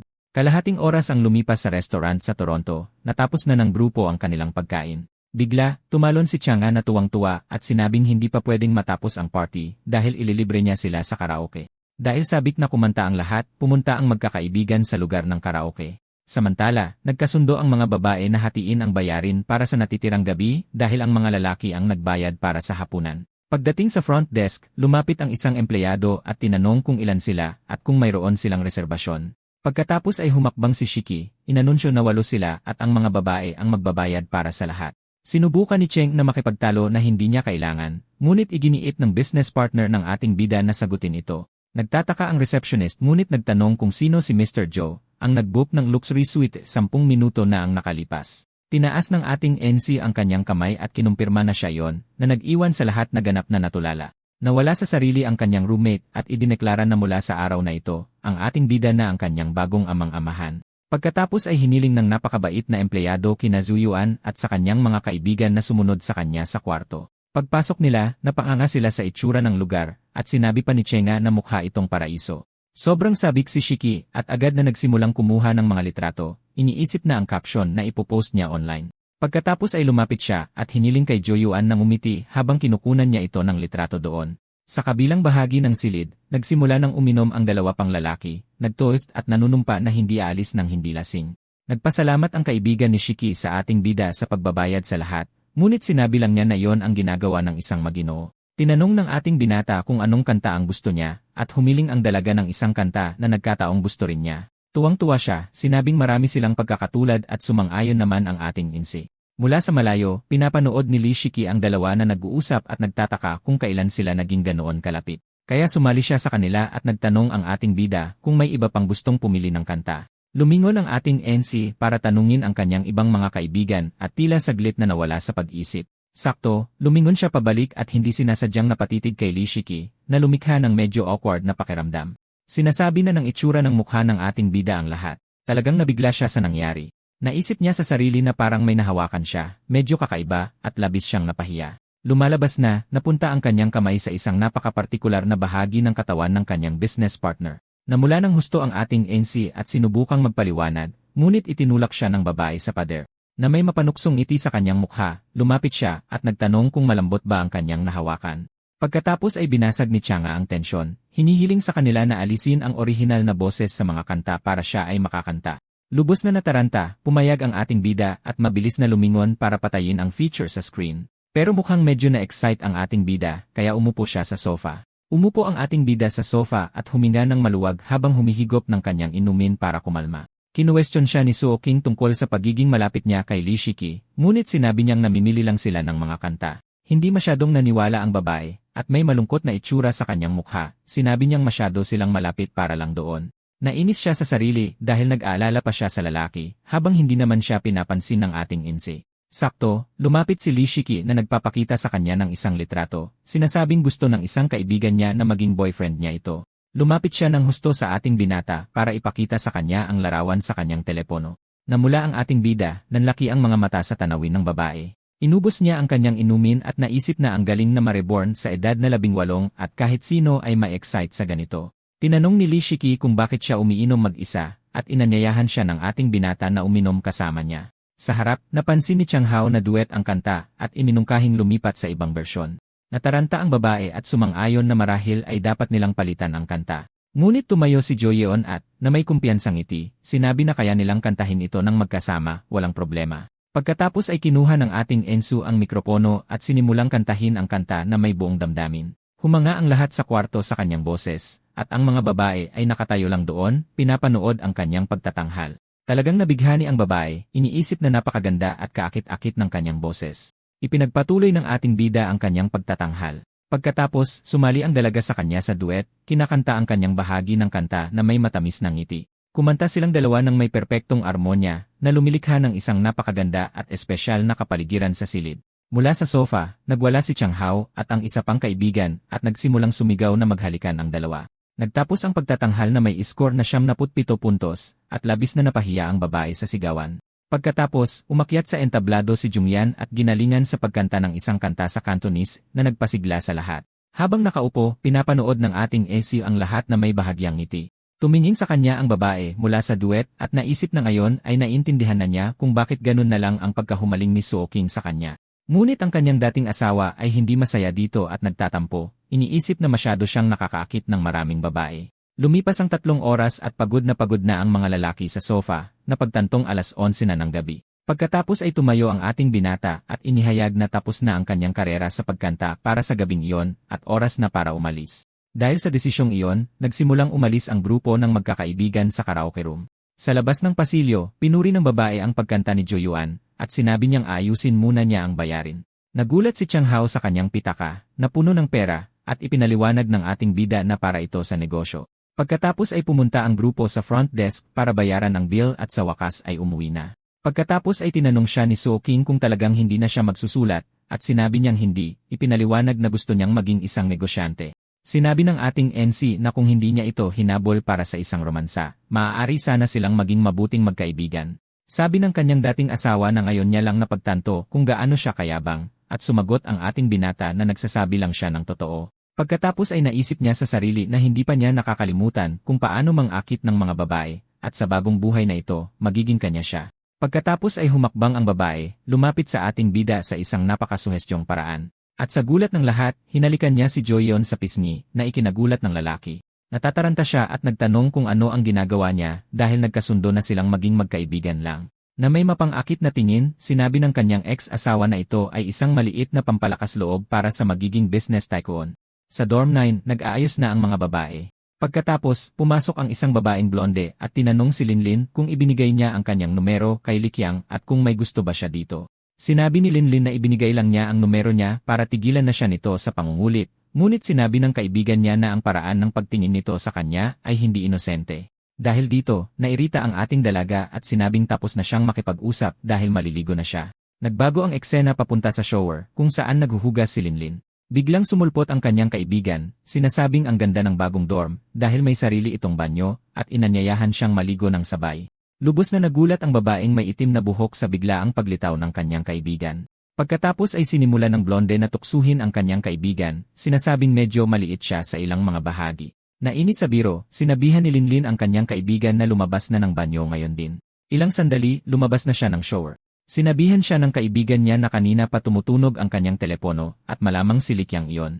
At sa kanyang telepono, nakikita natin ang maraming mensahe mula sa kung sinong ito na nagtatanong kung bakit hindi siya sumasagot. Kinumpirma ng blonde na si Likyang nga iyon, naalala na may gusto ito kay Shen Yu dati, at sinabing mas mabuti pang si Zhu Yuan na lang ang gustuhin ni Linlin.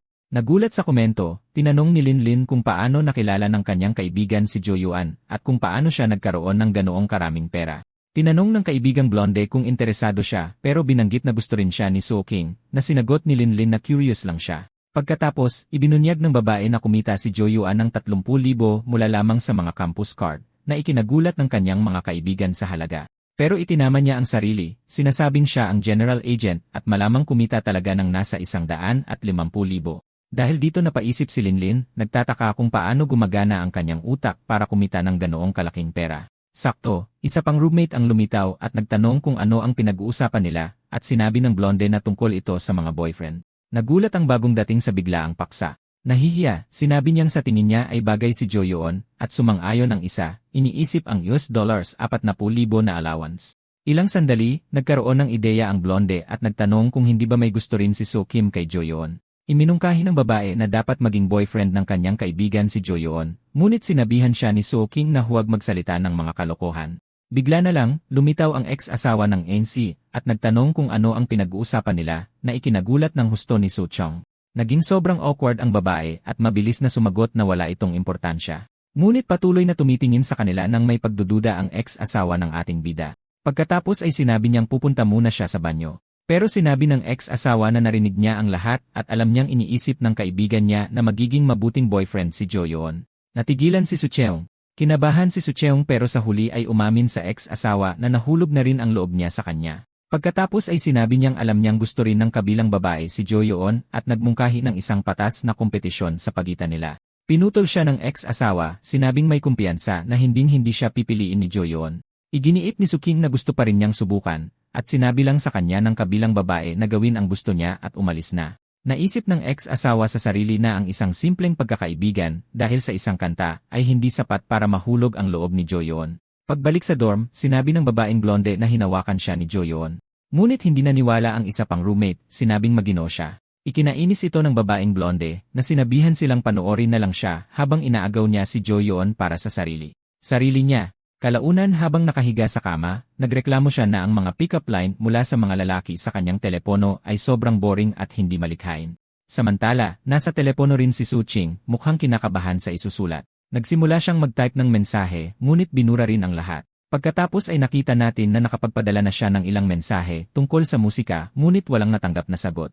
Nag-aalala siya, iniisip kung nakakainis ba siya sa kanya at hindi sasagutin ang kanyang mga text. Bigla, nag-vibrate ang kanyang telepono na may bagong notification. Tumingin ang babae para basahin ang mensahe. Si Jo Yoon pala, inaanyayahan siyang pumunta sa karaoke kasama niya. Napipi ang babae at sobrang nataranta sa hindi inaasahang imbitasyon ng ating bida. Pagkatapos ay napuno siya ng kagalakan, iniisip kung talagang inaya siya ni Jo Yoon at kung may gusto ba ito sa kanya kahit kaunti. Sa chat, nagtanong si Suching kung silang dalawa lang at pagkatapos niyang kumpirmahin, pumayag siya. Samantala, nag-message si Linlin sa isa sa mga roommate ng bida at hiningi ang kanyang contact info.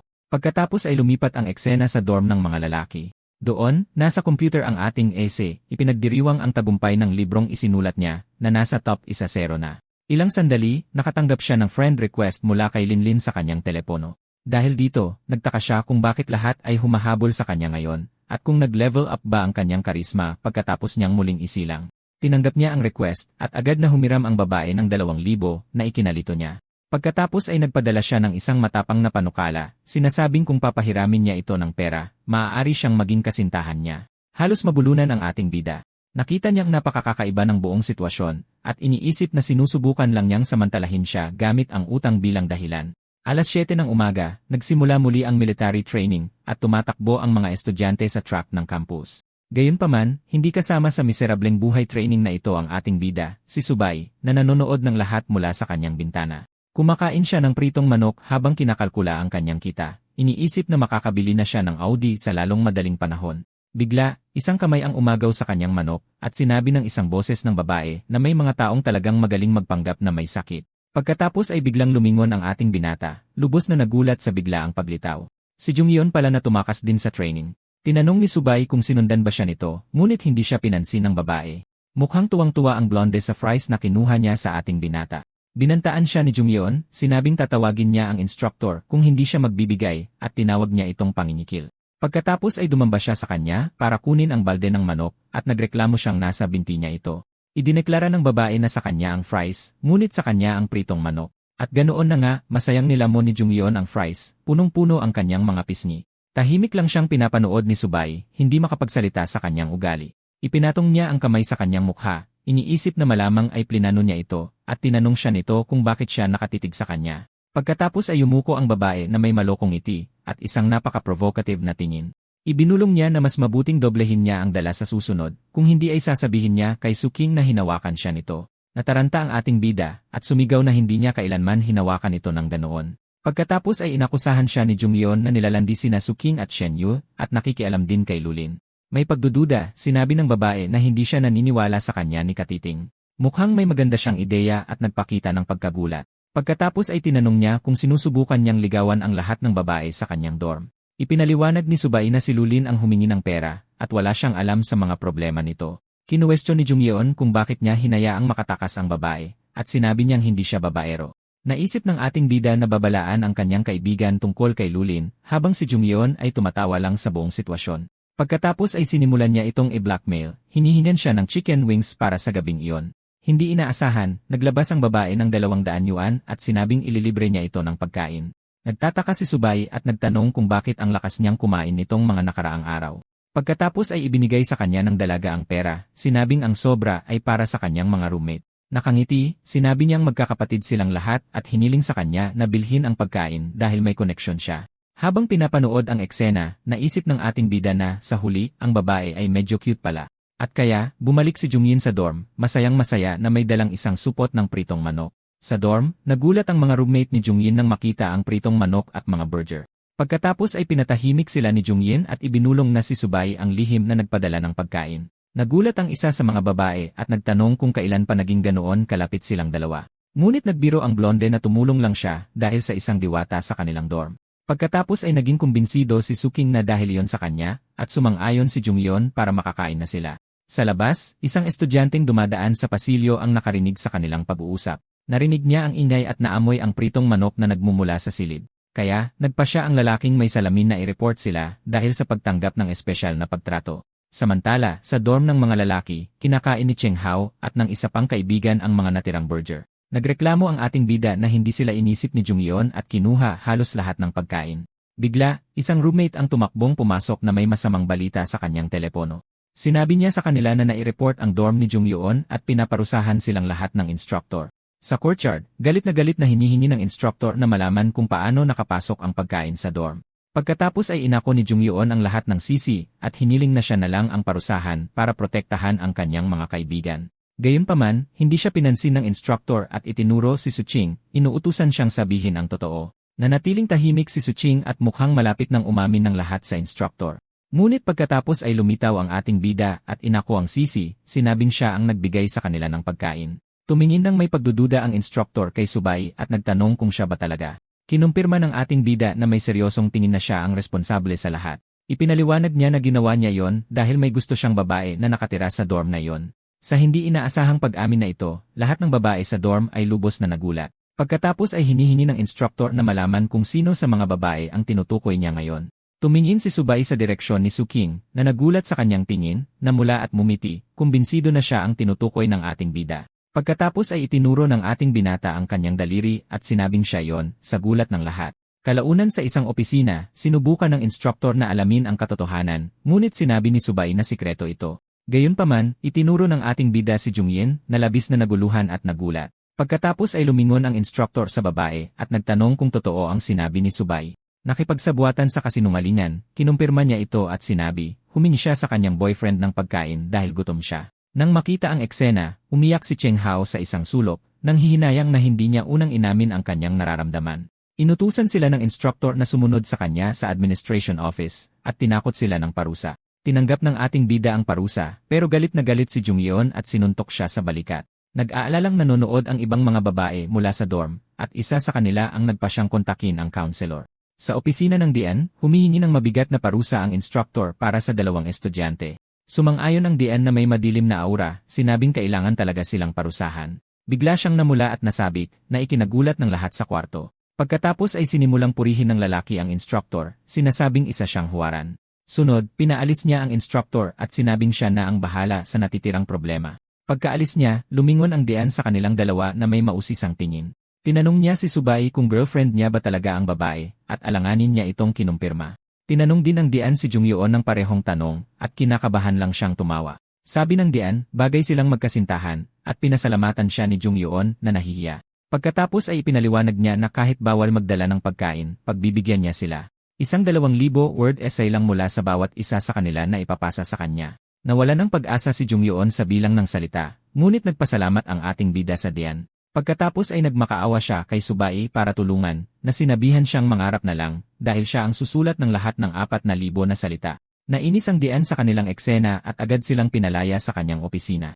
Paglabas nila, sinabi ng ating bida sa kanya na ipaalam sa instructor na nakatanggap sila ng babala. Tinanong naman ng babae kung inisip ba niya ang kahihinatnan ng pag-ako sa kasalanan para sa kanya. Bigla niya itong pinigilan at tinitigan ng malapitan, may itinanong na napakaseryoso. May malaking ngiti sa kanyang mukha. Tinanong ni Jung Yeon kung gusto niyang maging totoong boyfriend niya. Lubos na nagulat ang ating bida sa hindi inaasahang alok ng babae.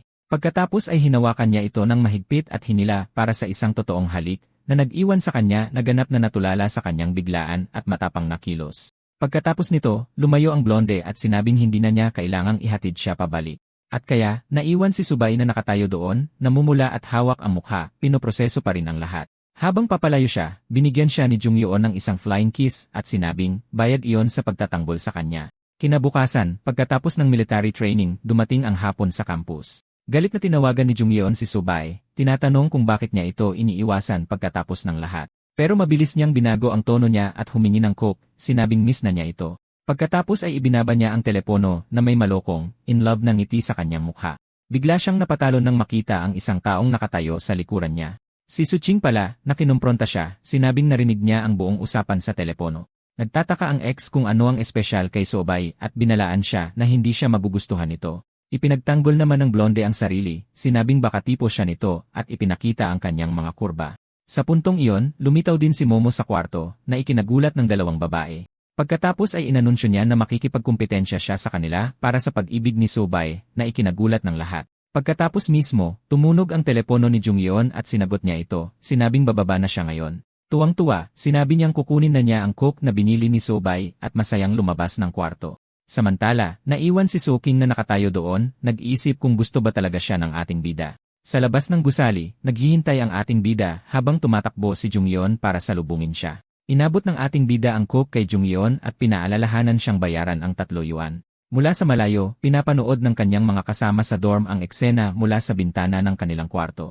Bigla na lang siyang yakap ng mahigpit ng babae na ikinagulat ng ating bida. Pagkatapos ay niyaya niya itong lumabas, pero sinabi ni Subay na mayroon siyang katagpo. Itinuro niya ang unahan, sinasabing dumating na ang tao, na ikinagulat ni Jung Yin. At ang dumating ay si Lulin, ang babaeng umutang ng pera sa kanya noon. Isang gabi, nakasalubong ng ating bida ang isang babae at inalok siya ng $2,000 na pautang para tulungan siya. Kinuha ng babae ang pera ngunit pagkatapos ay idineklara na mula ngayon, girlfriend na siya ng ating insi. Nagbiro ang ating bida na kung nababagot siya, pwede siyang tawagan pero hindi pumayag ang babae. Pagkatapos ay tinanong niya kung hindi ba siya gustong pautangin ng isang lalaking nagngangalang Lee Cheong.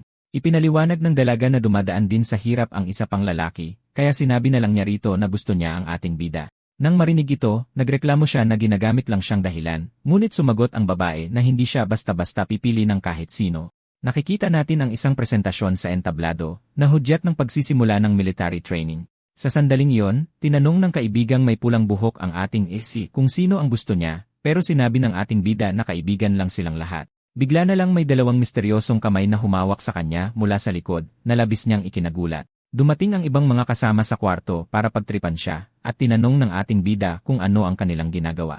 Binuhat siya ng kanyang mga kaibigan sa ere para pagtawanan, habang pinapanood lang ng ating bida ang nangyayari. Inanunsyo ng host ang susunod na pagtatanghal, isang sayaw na may kapareha na tinatawag na troublemaker. Nagwala ang mga manonood sa balita at lahat ay masayang iwinawagayway ang kanilang mga glow stick. Dalawang napakagandang babae ang lumitaw sa entablado, at namangha ang mga manonood sa kanilang ganda. Nagsimulang magsigawan ang mga lalaki sa manonood, tinatawag silang mga diyosa, habang sinisimulan nila ang isang mapangahas na sayaw. Ipinagpatuloy ng dalawang babae ang kanilang sensual na pagtatanghal sa entablado, na ikinatuwa ng bawat lalaki sa lugar. Nagwala ang mga manonood, humihingi ng isa pang pagtatanghal at sumisigaw na sobrang ganda ng dalawa, kaya dapat sila na lang. Sa backstage, sinubukan ng isang grupo ng mga tagahanga na kunin ang kanilang contact info, ngunit sinabi ng blonde na babae na mayroon na siyang boyfriend. Tinanong ng kaibigan niyang may itim na buhok ang tungkol sa mga bulaklak na natanggap niya, pero binaliwala lang ito ng babae at sinabing walang kwenta. Nagpaalam ang brunete, sinabing pupunta siya sa dorm para magpalit dahil nilalamig siya. Ngayong mag-isa na, tinawag ng blonde si Joyoon at tinanong kung handa na siya, at kinumpirma naman ng lalaki.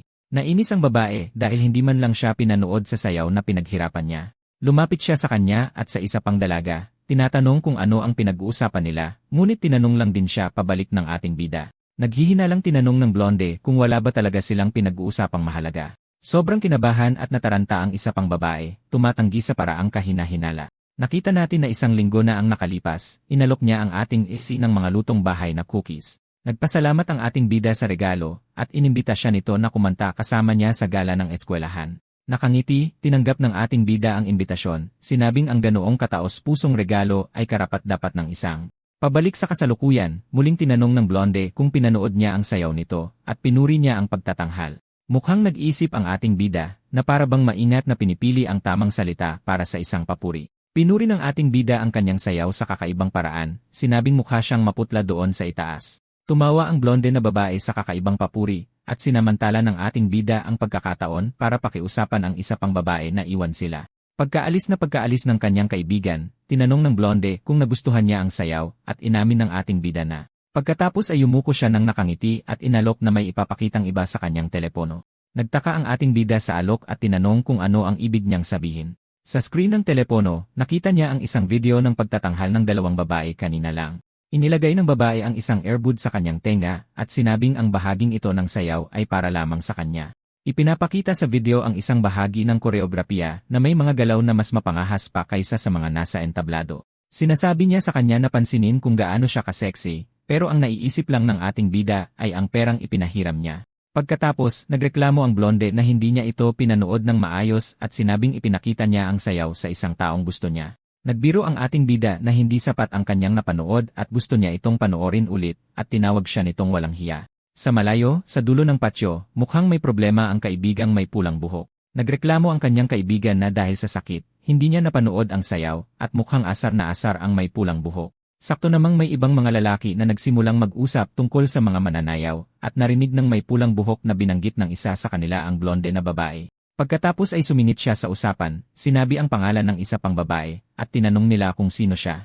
May mayabang na tingin, sinabi ng may pulang buhok na siya ang boyfriend ng babaeng nakaputing bestida na pinag-uusapan nila. Dahil doon, binanggit ng isa sa mga lalaki na ang boyfriend niya ay nandoon at kausap ang ibang mga lalaki na ikinalito ng may pulang buhok. Tumingin ang kaibigan sa mga tao at nagulat sa eksenang nakita niya sa malayo. Ang blonde na babae ay nakaupo mismo sa tabi ng ating bida, mukhang sobrang in love. Nang makita ito, tuluyang natigilan ang kaibigang may pulang buhok, hindi makapaniwala sa kanyang nakikita. Bumagsak siya sa lupa na umiiyak, isinisigaw ang pangalan ng babae, habang sinusubukan siyang aliwin ng kanyang kaibigan sa kanyang kalungkutan. Sa gitna ng kaguluhan, isang babaeng nakapulang bestida ang lumitaw at nagtanong kung kakanta ba ang ating bida kasama si Shenyu. Nagulat ang blonde at tinanong si Joyuan kung bakit hindi niya sinabi sa kanya, at sumagot ito na hindi naman siya nagtanong. Galit na galit, nagreklamo siya na dapat siya na mismo ang nagkusa na sabihin sa kanya. Tinanong niya kung bakit dapat niyang gawin iyon, at idineklara ng babae ang sarili bilang girlfriend niya, niyakap siya ng mahigpit. Tinanong ng ating bida kung pumayag ba siya doon, ngunit nakipagtalo ang babae habang naiinis si Suking sa likuran. Nagreklamo ang blonde na kunwari mabait si Shenyu pero plinano pala ang lahat, na ikinagulat ng ating bida. Bigla, sinabi ni Suking na nagpasya na siyang sumuko sa kanya, na labis na ikinagulat ng dalawa. Tuwang-tuwa ang blonde at sinabing kung susuko ang lahat, mapapasa kanya ng buo ang ating bida. Nakita ang sitwasyon, sinabi ni Jo Yuan na malapit na ang kanyang pagkakataong kumanta at maghahanda na siya. Habang papalayo siya, naisip ng babaeng nakapula na tila isang pagkukunwari lang ang kanyang mahinahong kilos. Sabi ng blonde, hindi sila pwedeng maging kampante, ngunit muling sinabi ni So King na sumuko na siya sa lalaki. Hindi naniniwala ang kanyang kaibigan at inaakusahan siya na gusto niyang magkaroon ng lihim na relasyon sa ating isi. Pinayuhan siya ni So King na ayusin ang mga bagay-bagay kay Chang Hao kung talagang gusto niya si Zhu Yuan. Inamin ng babae na gusto niya ito, ngunit natatakot siyang mabasted at mapahiya sa lahat. Sa huli, sinabi ng babaeng nakapula na ang tunay na pagmamahal ay hindi pag-iisip sa mga ganoong bagay at baka pagsisihan niya ito. Nakangiti, pinuri ng blonde si So King sa kanyang galing sa pagsasalita na ikinataranta nito. Pagkatapos ay pabirong itinulak ni So King ang kanyang kaibigan sa isang cute na paraan para makataka sa usapan. Sa entablado, inanunsyo ng host ang susunod na pagtatanghal, isang duet na tinatawag na Because of Love. Nagulat ang dalawang babae nang makita ang ating bida sa entablado kasama si Shen Yu, at nagkokomento na ang mga manonood kung gaano sila kagandang magkasintahan. Nagsimula silang kumanta ng isang romantikong kanta na nagpapakita ng hindi kapanipaniwalang chemistry sa pagitan nila. Nagpatuloy ang pagtatanghal at ang chemistry sa pagitan ng dalawa sa entablado ay nagparamdam na mas espesyal at maganda ang lahat. Dahil dito, nagwala ang mga manonood sa sobrang kilig at lahat ay naging sobrang emosyonal habang pinapanood ang eksena. Nagsimulang magsigawan ng sabay-sabay ang mga tao, nagmamakaawa na maghalikan ang dalawa doon mismo sa entablado. Nang makita ang lahat ng ito, galit na galit ang blonde at sumabog sa selos ang kanyang galit. Malayo sa entablado, pinuri ng isang lalaki ang babaeng mga awit at binanggit ni Chang Hao na kasama sa kwarto ng girlfriend niya ito. Tinanong ng lalaki kung boyfriend ba niya si Zhu Yuan, pero sinabi ng kaibigan niya na singing partner lang niya ito. Pinanood ng kaibigan ang pagtatanghal ng dalawang mga awit sa entablado nang may paghihinala. Bigla, nakita nila ang blonde na babae na umaakyat sa entablado, at isang kaibigan ang kinabahan na sa kung ano ang maaaring mangyari. Pag-akyat sa entablado, inabot ng babae ang mga bulaklak at binati si Shen Yu sa kanyang pagtatanghal na may sarkastikong tono. Sa huli, lumingon siya sa ating bida at nagtanong kung kailan siya kakanta ng kanta kasama niya. Sumagot ang ating bida na baka kumanta sila ng magkasama kung magkakaroon ng pagkakataon. Inakusahan siya ng blonde na gusto niyang napapaligiran ng mga babae, at ipinagtanggol niya ang sarili sa pamamagitan ng pagbanggit sa mga cookies. May litong tingin, hindi maintindihan ng ating bida ang reaksyon niya habang sinasabi nitong hindi niya ito papalampasin. Bigla niya itong hinawakan sa kwelyo ng damit na labis na ikinagulat ng ating bida. At walang pag-aalinlangan, hinalikan siya ng babae sa harap ng lahat. Nagwala ang mga manonood sa nakita at agad na nagsimulang mag-isip tungkol sa love triangle. Samantala, natulala ang kaibigang may pulang buhok at isinigaw ang pangalan ni Yan, hindi makapaniwala sa kanyang nakikita. Sawi sa pag-ibig, umiyak siya sa balikat ng kanyang kaibigan, na sinusubukang aliwin siya sa mahirap na sandaling ito. Nagpatuloy ang gabi ng payapa sa lugar ng kaganapan, habang ang mga ilaw ay nagniningning pa rin sa kalangitan. Nagreklamo ang ating bida sa kanyang ginawa, ngunit sinabi ni Yan na yon ang kanilang unang halik. Lungkot na lungkot si Shen Yu at nagtataka kung bakit kailangang maging ganito ang kinahinatnan. Nagsimulang husgahan ng mga tao si Shen Yu dahil sa pagkanta kasama ang isang lalaking may girlfriend na.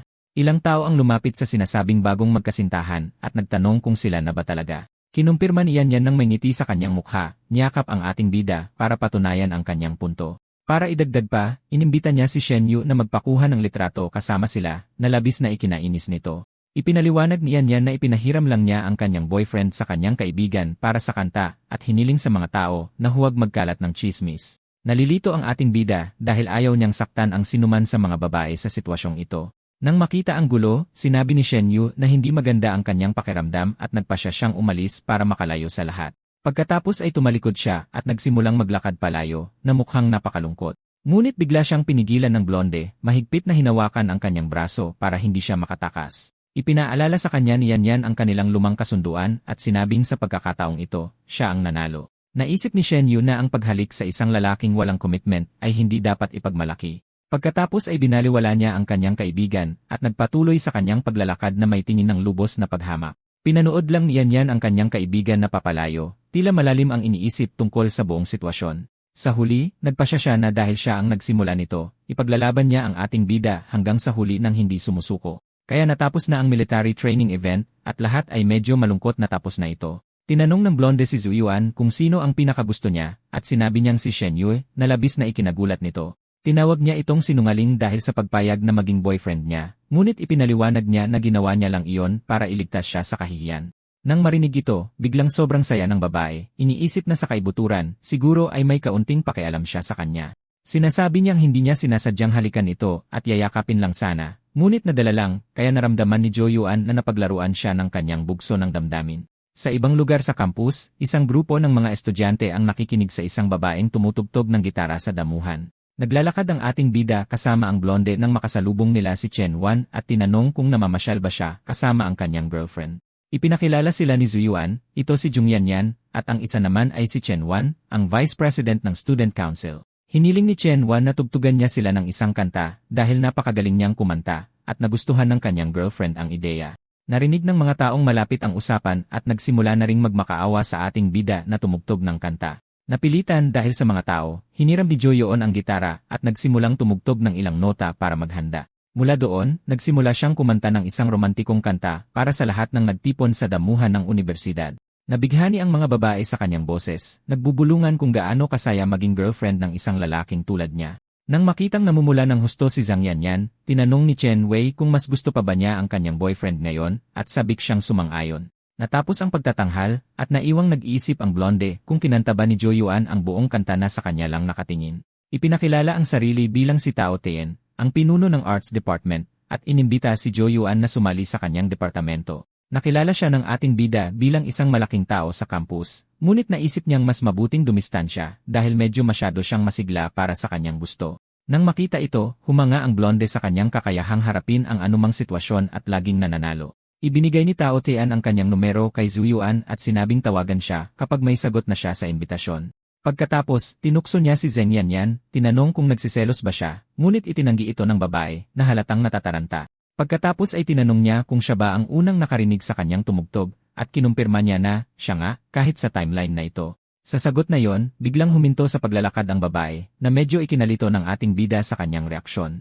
Pagkatapos ay humarap siya na may seryosong tingin at nagtanong kung pwede ba silang maging isang totoong magkasintahan, na labis na ikinagulat ng lalaki. Nagulat si Zhu Yuan sa biglaang deklarasyon ng babae, dahil talagang hindi niya inaasahan iyon sa sandaling iyon. Nang makita ang kanyang reaksyon, mas lalong idiniin ni Jung Yanyan ang kanyang hiling, sinasabing seryoso talaga siya sa kanilang relasyon. Tila pinag-iisipan ng lalaki ang kanyang alok, ngunit bigla, nagulat si Yanyan sa isang mabilis na kilos ni Zhu. Sa isang iglap, idiniin siya ni Zhu Yuan sa pader, na nag-iwan sa babae na ganap na natulala. Tinanong niya kung ano ang mga benepisyo ng pagiging boyfriend niya, na lalong nagpakaba sa babae. Lubos na nataranta, nagsimula siyang mautal na pwede silang lumabas para kumain at manood ng scene ng magkasama. Idinagdag niya na pwede siyang halikan, at tinanong ng lalaki kung mawawala ba ang mga benepisyong iyon kung hindi niya tatanggapin ang alok niya. Mariing itinanggi ito ng babae, sinasabing, syempre hindi. Lubos na nagulat sa kanyang katapangan. Tinukso siya ng ating bida, sinasabing may hangganan ang pasensya ng isang lalaki, at hindi siya dapat paglaruan. Nang hindi siya binibigyan ng oras para sumagot, bigla niya itong hinalikan, na nag-iwan sa babae na natigilan sa kinatatayuan. Nagpatuloy ang halik at ang babae, na noong unay nagulat, ay tila nalulusaw na sa romantikong sandali kasama niya. Dahil doon, namula ng husto si Inyon at nainitan sa hiya dahil sa hindi inaasahang kilos ni Jo Yuan. Naisip niya na sa kanyang nakaraang buhay, hinabol siya nito sa loob ng 4 na taon at ngayon, napakadali niyang nakuha. Pagkatapos ng halik, lumayo siya ng kaunti para huminga, na nag-iwan sa babae na nalilito at hindi alam ang isipin. Tinukso siya ng lalaki, sinasabing dahil tanong siya ng tanong kung malambot, hinayaan na lang niyang subukan niya mismo para makasiguro. Galit na galit ang babae sa kanyang pilyong komento at tinitigan siya ng may tingin ng purong galit at hiya. Bigla, kinagat niya ito at napaaray si Jo Yoon, tinatanong kung tuta ba siya o ano, basta na lang nangangagat ng tao. Tinanong niya kung sila na ba ngayon at kinumpirma niya ito, kaya gustong-gusto na ng babae na i-post agad ang balita. Magkahawak kamay, iniisip niyang medyo hindi patas sa isa pang lalaki, pero nagsisimula na rin siyang magustuhan siya ngayon. Lumipat ang eksena sa isang oras na mas maaga, ipinapakita si Soking sa isang balkonahe, humihitit ng sigarilyo.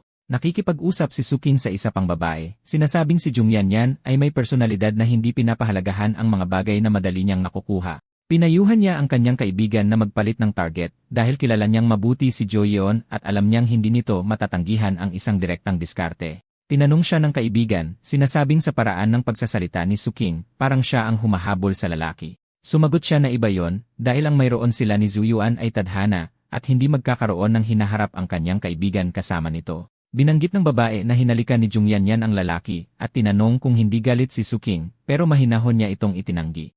Sa kanyang isipan, sinabi ng dating asawa na walang dahilan para magalit dahil malinaw na siya ang nauna sa buhay nito. Kahit na, naaalala niya ang eksena ng halikan na may imahe ng sarili niya sa likuran na nanonood mula sa malayo. Sabi ni So, hindi naintindihan ng kaibigan niya ang sakit na makita ang asawa mo na may kasamang iba, kaya hindi siya apektado sa isang simpleng halik. Nalito ang kaibigan niya sa salitang asawa dahil mga freshman pa lang sila, pero sinabi ni So King na huwag na niya itong masyadong isipin. Dahil doon, pinayuhan niya ang babae na sumuko na kay Joe at mag-focus muna sa pag-aaral at sa sarili niya. Naisip ng kaibigan na mas gusto ni Jo Yuan ang sidhi ng isang rosas, habang siya ay parang isang magnolia na tahimik na tumutubo. Dumating ang gabi at nakikita natin ang kaibigan ni So King na nakahiga sa kama niya sa dorm, hindi makatulog. Tinitignan niya ang post ni Jung Yanyan, isang litrato nila ni Jo Yuan na magkahawak ang kamay na may romantikong caption. Nang makita iyon, sobrang nalungkot ang babae at naisip na minsan, nakakabigo talaga ang mundo. Nagbago ang eksena patungo sa National Day holiday, at ang ating bida ay naglalakad papunta sa isang malaking commercial building. Iniisip niya kung paano niya naalala ang ilang stocks mula sa nakaraang buhay niya, mabilis na kumita ng 2.5 milyon, at ngayon ay gusto ng kotse at bahay. Pagkatapos, nakikita natin ang isang kumikinang na puting ENRI na nagpapakita ng bago at marangyang binili ng ating bida. Ang bagong kotse ng bida ay isang puting ENRI convertible na may napaka-chic at eleganteng leather na interior. Tinignan ni Johan ang bago niyang binili at inisip na perpekto ang kotse para sa paggalagala at pagsasaya. Sinabihan ng isang mas matandang saleswoman ang isang baguhan na asikasuhin ang lalaki, minamaliit siya at iniisip na nagtitingin-tingin lang. Nagpakilala ang dalagang nagngangalang Wong Meng na, pero pinutol siya ng ating bida at tinanong ang huling presyo ng kotse. Napansin niya na sa kabila ng simpleng damit nito, napaka-confident ng aura niya at hindi siya mukhang nagpapanggap lang. Pagkatapos ay humingi siya ng test drive at agad namang pumayag ang saleswoman at kinuha ang mga susi. Matapos itong i-drive sandali, nagustuhan ni Jo Yuan ang kotse at sinabing babayaran niya ang buong halaga ng cash ngayon din.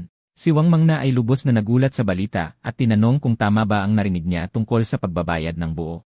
Dahil dito, tuwang-tuwa siya at sinabing unahin niya ang mga papeles para sa kanya, habang ang isa pang manager ay naiwang tulala. Tumunog ang card machine na nagkukumpirma na matagumpay ang napakalaking transaksyon at sa kanya na ngayon ang kotse. Inabot sa kanya ng saleswoman ang kontrata at mga susi, nag-aalok na maging kanyang eksklusibo, 24 oras na salesperson. Pinuri siya ng ating bida sa pagiging listo at sumakay sa kanyang bagong kotse, handa nang umalis.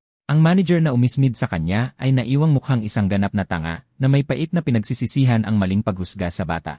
Sa loob ng kotse ngayon ay may isang brochure para sa isang apartment na nagpapakita kung ano ang susunod na layunin ng ating bida.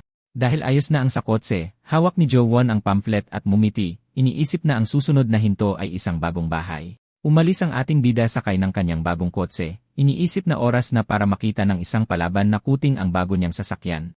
At kaya, isinama niya si Jung Yanyan sa gabi para sa isang napakaromantikong biyahe sa kanyang bagong kotse.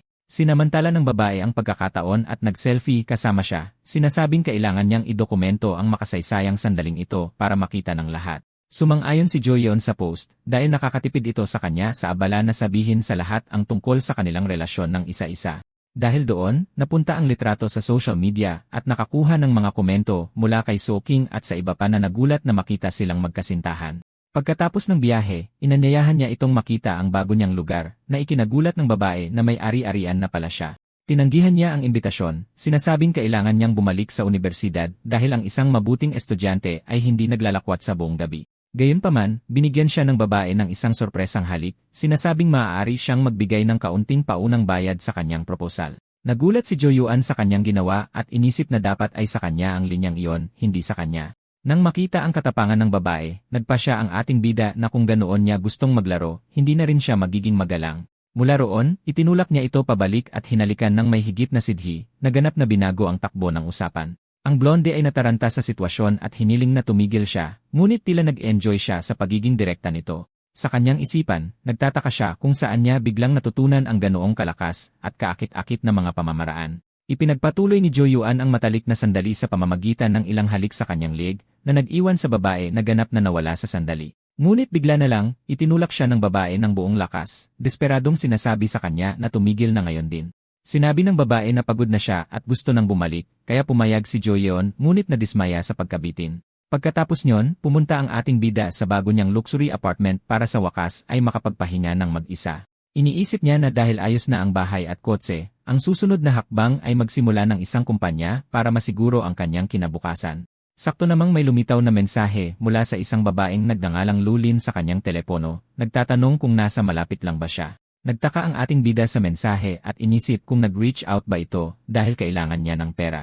Sa chat, sinabi niyang nakita niya ang litrato niya at hindi pa tapos ang kanilang usapan, nagtatanong kung may oras siya. Biglang tumunog ang doorbell ng kanyang apartment, na bahagyang ikinagulat ng ating bida sa bisita. Nang buksan niya ang pinto, nakita niya si Lulan na nakatayo doon na may seryosong ekspresyon at nakakrus ang mga braso. Nagulat si Zuyuan na makita siya sa bago niyang lugar at nagtanong, seryoso ka ba? At tumango lang ang babae. Kaya, pinapasok niya ito at tinanong kung dumayo pa ba ito dahil kinakapos siya ng pera para sa isang bagay. Lumapit si Lulin at sinabing 4,000 lang ang gusto niya at mas madali siyang alagaan kaysa kay Jungyan. Ang matapang at hindi inaasahang alok ng babae ay nag-iwan sa ating bida na ganap na natigilan. Mabilis na nag-cut ang eksena, ipinapakita ang isang maliit na nakapasong halaman sa isang side table sa sala. Lumitaw si Lulin na nakalinggeri sa kanyang kama, sinasabing handa na siya at nagtatanong kung ano ang kailangan niyang gawin. Nalito si Joyuan sa tanong nito at sinipa siya ng bahagya ng babae na tila naiinip sa kanyang pag-aalinlangan. Sa isang mabilis na kilos, hinawakan ni Joyuan si Lulin sa binti. Nagulat ang babae at sinabi ng ating bida na mag-relax lang siya at ipaubaya ang lahat sa kanya. Dahil sa sitwasyon, namula ng husto si Lulin, hindi alam kung paano magre-react. Samantala, iniisip ni Joyuan na may kakaibang dating ang sidhi ng babae. Lumapit siya sa tainga nito at sinabing, ayon sa internet, medyo matindi raw ang unang beses. Mula roon, nagsimula na talagang uminit ang mga bagay sa pagitan nila at nagsimula na ang kanilang gabi. Nang mapansin na kinakabahan siya, hinawakan ng ating bida ang kanyang kamay at sinabihang mag-relax lang. Pagkatapos ay sinabi ni Soking na kakaiba ang pakiramdam niya, na para siyang matutunaw sa kanyang mga bisig. Pagkatapos, mas inilapit siya ni Joyeon at sinabihang enjoy lang ang sandali. At ganoon na nga, sa wakas ay nagkasama sila sa kanilang unang matalik na gabi. Kung pagbabasihan ang itsura ng kanyang mukha, medyo matindi ang gabing iyon para sa kanilang dalawa. Umupo si Soking sa kama. Habang namumula ang kanyang mukha, sinimulan niyang alalahanin ang lahat ng nangyari kagabi. Ilang mga flashback ng pinakamagagandang sandali ng gabi ang nagsimulang tumakbo sa kanyang isipan. Sakto namang niyakap siya ni Joyuan mula sa likuran at tinanong kung saan siya pupunta. Ibinulong ng ating bida sa kanyang tainga, tinatanong kung ano ang gagawin niya kung hihilingin niyang manatili siya. Sumagot si Soking na kung may kailangan siya, kailangan lang niyang humingi dahil hindi na niya ito girlfriend. Sa isang mapanuksong ngiti, diretsahang tinanong siya ni Joyeon kung nagsiselos ba siya. Pagkatapos ay tinukso niya ito, sinasabing kailangang gamutin ang selos niya, at tinanong kung pwede bang siya ang tumulong. At ganoon na nga, nagsimula na naman silang maghalikan, na naging dahilan para sa isang mas makabuluhang umaga. Lumipas ang oras at nakikita natin ang isang grupo ng mga babae na nagre-rehearse sa entablado ng auditorium. Isang babaeng blonde ang nagrereklamo, inis na nawawala sa gala rehearsal ang isang babaeng nagdangalang Jungyan. Sakto namang dumating si Jungyan, humihingi ng paumanhin at sinasabing sinusundo niya ang kanyang boyfriend mula sa Mako. At ang kanyang boyfriend ay walang iba kundi ang ating bida, na kumaway sa mga upperclassmen. Binalaan siya ng babaeng blonde na ang pagliban sa rehearsal ay magreresulta sa isang parusa. Pero tila walang pakialam si Jungyan sa sermon at umirap na lang. Sumali si Zuyuan sa usapan at sinabing mayroon siyang ilang racket para sa mga babae sa departamento. Nang marinig ang alok na ito, agad na pumayag ang upperclassman at nagpalitan sila ng contact info. Pagkatapos, tiningnan ng blonde ang profile ni Zuyuan at nakakita ng maraming litrato niya na nagpapasikat sa Macau. Dahil dito, naisip niyang isa siyang mayamang young master at nalungkot na taken na siya. Sa group chat ng departamento, inanunsyo ng upperclassman na maaaring bigyan sila ni Zuyuan ng mga part-time na trabaho. Pagkatapos ng rehearsal, pinanood ng ibang mga babae ang magjowa mula sa malayo. Kinukulit ni Zengyan ang ating bida tungkol sa bagong bahay at sinabing gusto niyang dalhin ang kanyang mga kaibigan para makita ito. Medyo nalito ang lalaki sa biglaang pagbabago ng isip ng kanyang kasintahan. Pagdating nila doon, lahat sila ay namangha sa ganda at karangyaan ng pasukan ng kompleks. Binanggit ng isa sa mga kaibigan na ang bawat unit doon ay magkakahalaga ng 6 milyon sa hinaharap. Kasabay nito, isang random na mag-asawa ang dumaan at nangangarap ang babae na manirahan sa isang lugar na tulad nyon. Ang kaibigang may maitim na buhok ay sobrang na-excite, iniisip kung ang bahay ay binili para sa kanya. Nang pumasok sila sa apartment, napanganga sila sa sobrang laki ng lugar. Nagulat si Zengyan nang malaman na mayroon pa palang pribadong given ang apartment. Pagkaraan ng ilang sandali, mas lalo siyang humanga sa napakalaking rooftop balcony. Dahil sobrang nagustuhan ng lugar, idineklara niyang gusto niyang manirahan doon kasama siya. Pagkatapos ay kinuha ng ating bida ang atensyon ng lahat at sinabing may dala siyang mga regalo mula sa Mako. Sinabi ni Jungyan sa kanyang mga kaibigan na huwag mahiya at samantalahin ang kanyang kabutihang loob. Ang asawa ay tila hindi gaanong humanga sa isang simpleng kosmetiko. Inalok ni Jungyan ng 2 produktong pangkosmetiko si Linlin, ngunit tinanggihan ito ng babae, sinasabing hindi siya nagme-makeup. Pagkatapos, nagpaalam na siya, ipinapaliwanag na mayroon siyang ibang gagawin at kailangan nang umalis. Nagpa siya ring umalis ang isa pang kaibigan na ikinalito ni Jungyan kung bakit umaalis ang lahat. Nagpasalamat ang babae para sa mga regalo at sumagot ang ating bida ng isang kasabihan tungkol sa mga bagong yaman na hindi nakakalimot sa kanilang mga dating kaibigan. Pagkatapos ay inanyayahan ni Jungyan ang kanyang kaibigan na bumisita anumang oras at alanganing pumayag si Jo-yuan. Samantala, iniisip ni Suking na lahat ng ito ay dating pangarap nila, ngunit patuloy siyang binabaliwala nito. Sinira niya ang mood at sinabing kailangan niyang makausap ang ating bida ng mag-isa. Nainis si Jungyan sa kanyang kapangahasan at ipinaalala sa kanya na siya ang may bahay. Pinutol ni Jo-yuan ang usapan, sinabing walang dapat pag-usapan at ayaw niyang magkaroon ito ng maling akala. Matapos umalis ang lahat, nag-relax si Jungyan sa sopa, nakangiti habang nag-scroll sa kanyang telepono. Umupo ang ating bida sa tabi niya at tumitig lang hanggang sa magtanong ito kung ano ang tinitingnan niya. Sa isang mapang-akit na tingin, lumapit siya at nataranta ang babae, hindi alam ang gagawin. Pagkatapos ay may ibinulong siya sa tainga nito at agad na uminit ang mood sa pagitan nila. Dahil sa sitwasyon, itinulak niya ito pababa sa sopa at nagsimula silang maghalikan ng matindi. At kaya, sinamantala ng magkasintahan ang kanilang sandaling mag-isa para bumawi sa nawalang panahon. Ganap na nagpadala ang babae sa sandali, ngunit nang gumaganda na ang mga bagay, biglang nasira ang mood. Bigla na lang, itinulak ni Jungyan ang ating bida palayo at sinabihan siyang itigil ang lahat ngayon din. Pagkatapos ay ipinaliwanag niyang hindi pa siya handa para doon at hiniling na maghintay siya ng 3 buwan. Lubos na nagulat si Jo-yeon sa kanyang hiling at tinanong kung seryoso ba siya. Sabi niya,